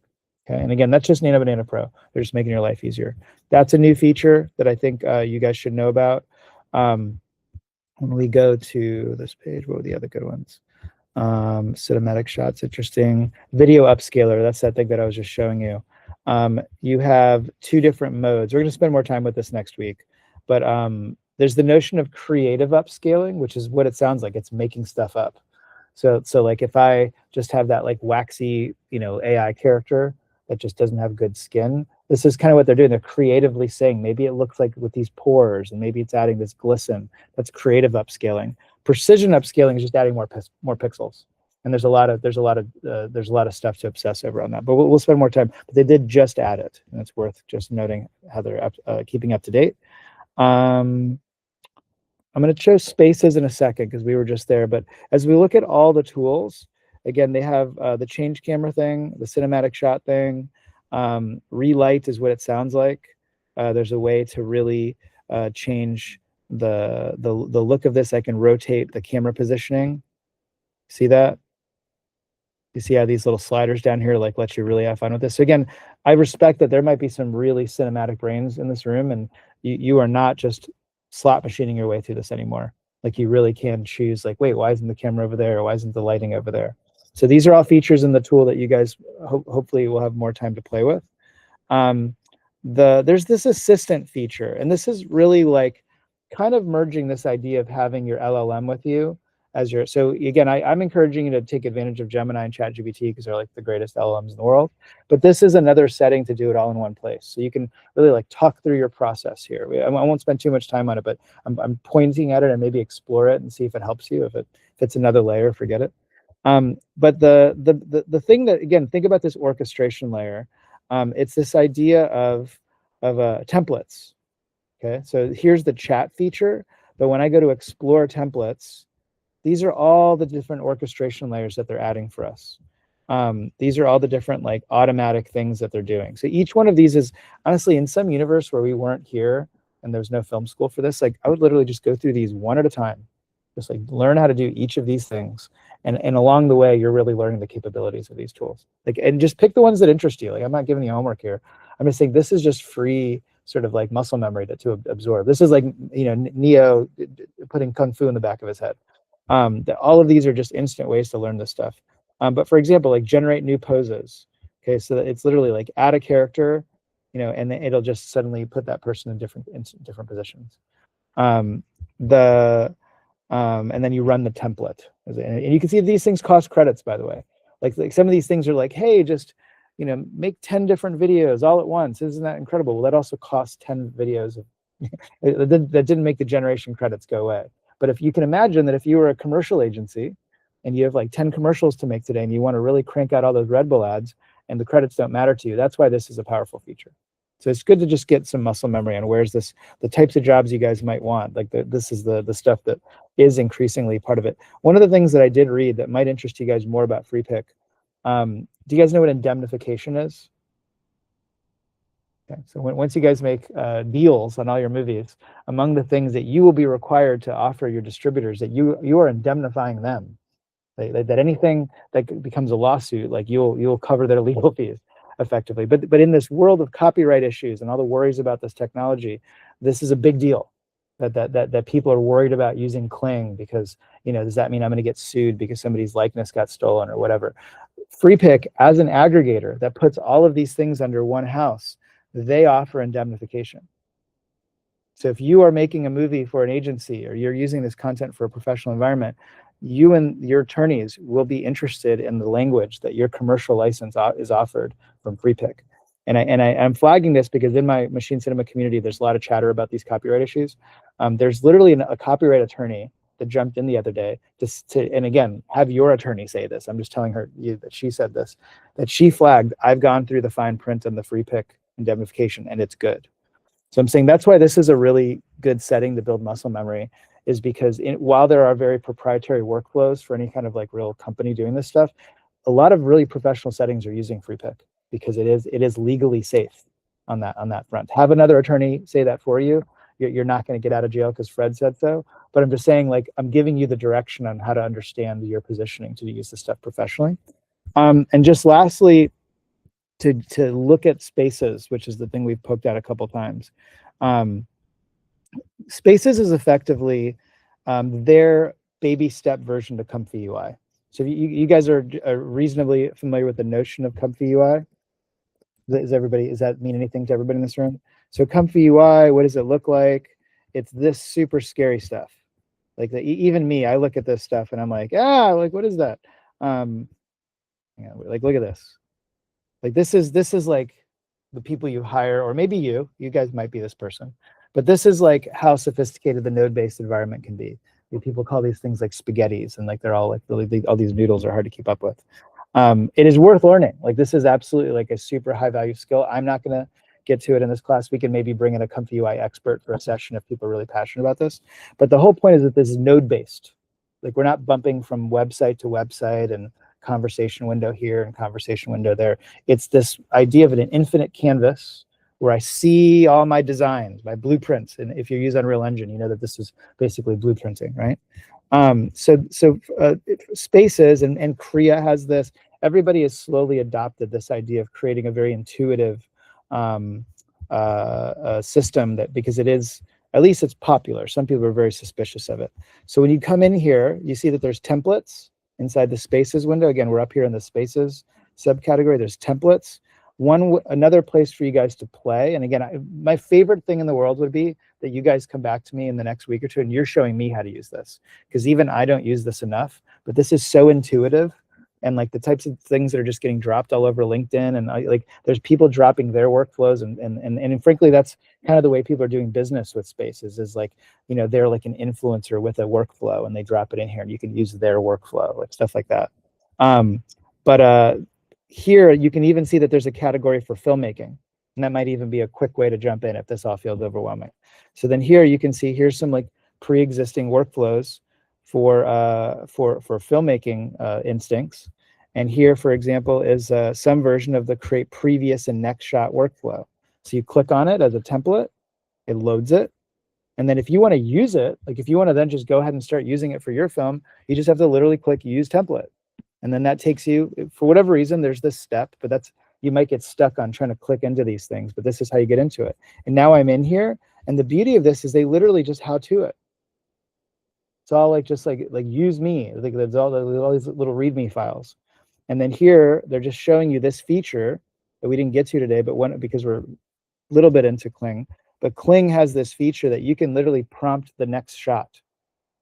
Like inside of Kling's Omni model, like I have a video of my horse running, and I can and here they're showing you the workflow. In Kling, you would just be like, what did I type and which thing do I recopy from here? Here, everything's in one infinite canvas, where I can now keep track of the fact that I'm going to insert this information with text of what the previous shot is, this information for what the next shot is.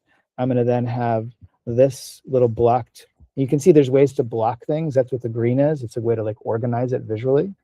And then, sorry. And then here, I'm taking the text prompt as it's now been interpreted into an actual useful Gemini 3 Pro. Like it took my language and turned it into a prompt. And then that's the text that goes in here, because that's what that node tells me to do. This is the reference video, which is taking me back to the original video that I made. And then here is the reference content, which is effectively this started. I know I'm speed running, but I'm just showing you, you can just click on these things and look at it yourself. But then those three things, because of Kling's model and this template, putting it all in one place, lets me get the shot that came before. So you see how now we're in like a flow state. Like I was showing you how to create like a continuous shot. Now I can start creating scenes that don't exist because of this feature of Kling, but this becomes a really interesting way to interact with it as a space, which is what FreePic calls it, this node-based environment. So this is all in your subscription. If you guys took my advice and spent $39 on this, this is an incredible amount of stuff to have access to. It's also an incredible way to learn all this stuff in context, because all of these things are there for you to sort of play with. And it might be interesting for somebody to tinker. What is the day in the life template? Like you might come up with some notion that there's like insert start video, text prompt of what the next thing that happens, and that might become a workflow that then you're just starting to like loop together into a daisy chain in the way that you will do practically. It'll be what you're actually doing. It's just now you're creating almost like your footprint of that process, so that if you want to go back and tweak it, the same way that a JSON prompt lets me just change a sentence, I can now change a node. So we're starting to get into workflows here. And this is really the learning. Like this is where you guys want to get to by the end of the semester, is how are you process the same way, I write a script, I hire a crew, run some cameras and microphones, make a movie. That's your workflow. Okay, now that's a new mindset for workflow. Go ahead, Charlie. Well, it's cool. Like I guess you could really create like a foundation of like camera and style and 100%. character, and then have everything prompt in. But then if you change a note at the top, like let's say a character, or like, let's say now let's do IMAX or something like that. I guess it'll just like waterfall. Again, just think of it as like a blueprint. It's just that now you have the ability to just tweak this one thing. Yeah. And yeah, there'll be some dominoes. I want to show you this, like there's another tool called Weavy that we can either choose to spend time, but it's another node-based tool. I just want to, like, I often show this to people in the space that I'm like, if you're into this stuff, where's fucking posts? God, I'm losing my mind here. You see where like, if I've saved posts, I fucking hate LinkedIn. So stupid. I know. Well, if you guys have to go, you guys can go. I already told you what homework is. Oh, here it is. Posts, pages, saved posts. Where's saved posts?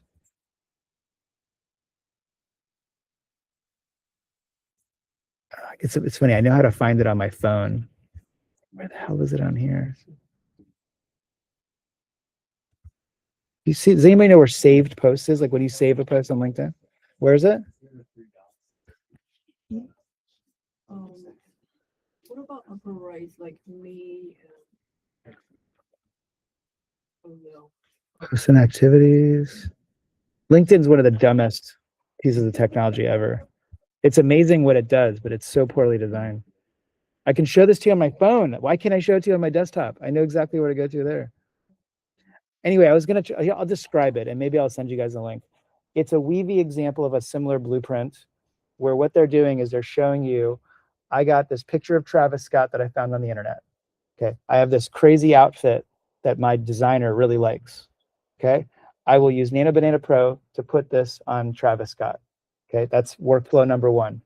I've also removed stuff from the Travis Scott picture to clean it up because I just want him as a clean subject.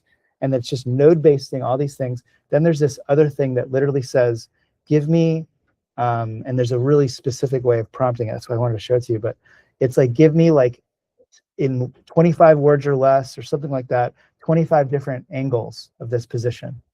And then that goes into an array, and then that blasts it out into 25 different prompts. And then all of those prompts then go into Nano Banana Pro one by one. If those go into Kling, and like by the end of this spaghetti tornado, I have like the coolest commercial I could ever make with Travis Scott in my outfit. Go ahead, Steven. I think you just achieved the very website. No, Weavy's interesting. I just wanted to show you that video because the Travis Scott thing's really cool. I mean, Weavy's fascinating. I mean, again, I know you guys got to go, but Weavy. This is just another tool, and it's also just another aggregator. Like this is the same thing as FreePick. It's just that they default to node-based. That's all. FreePick, I think, is a broader learning space for you guys. But I would, if anybody is already down with node-based stuff, you may love Weavy. Weavy is even more like this is the only, and Weavy just got acquired by Figma for what it's worth, which I think is like a big market signal for what it's worth. You guys can go. I'm just rambling at this point. I'm sorry if I've kept you here if you guys have classes. But thank you as always for showing up. Next week, we're going to do post-production, but please come in next week to start your film. And we're going to try to use this space here to help each other as much as possible. And then next week, the week and the homework in between and the week after, we're all making a movie. And then the week after that, we're going to watch those movies and we're going to critique them. And you guys are going to learn to like each other and maybe form teams. Maybe we'll get into that phase of summer camp where we all sort of swap campfire stories and things like that. But anyway, thank you guys. Appreciate you.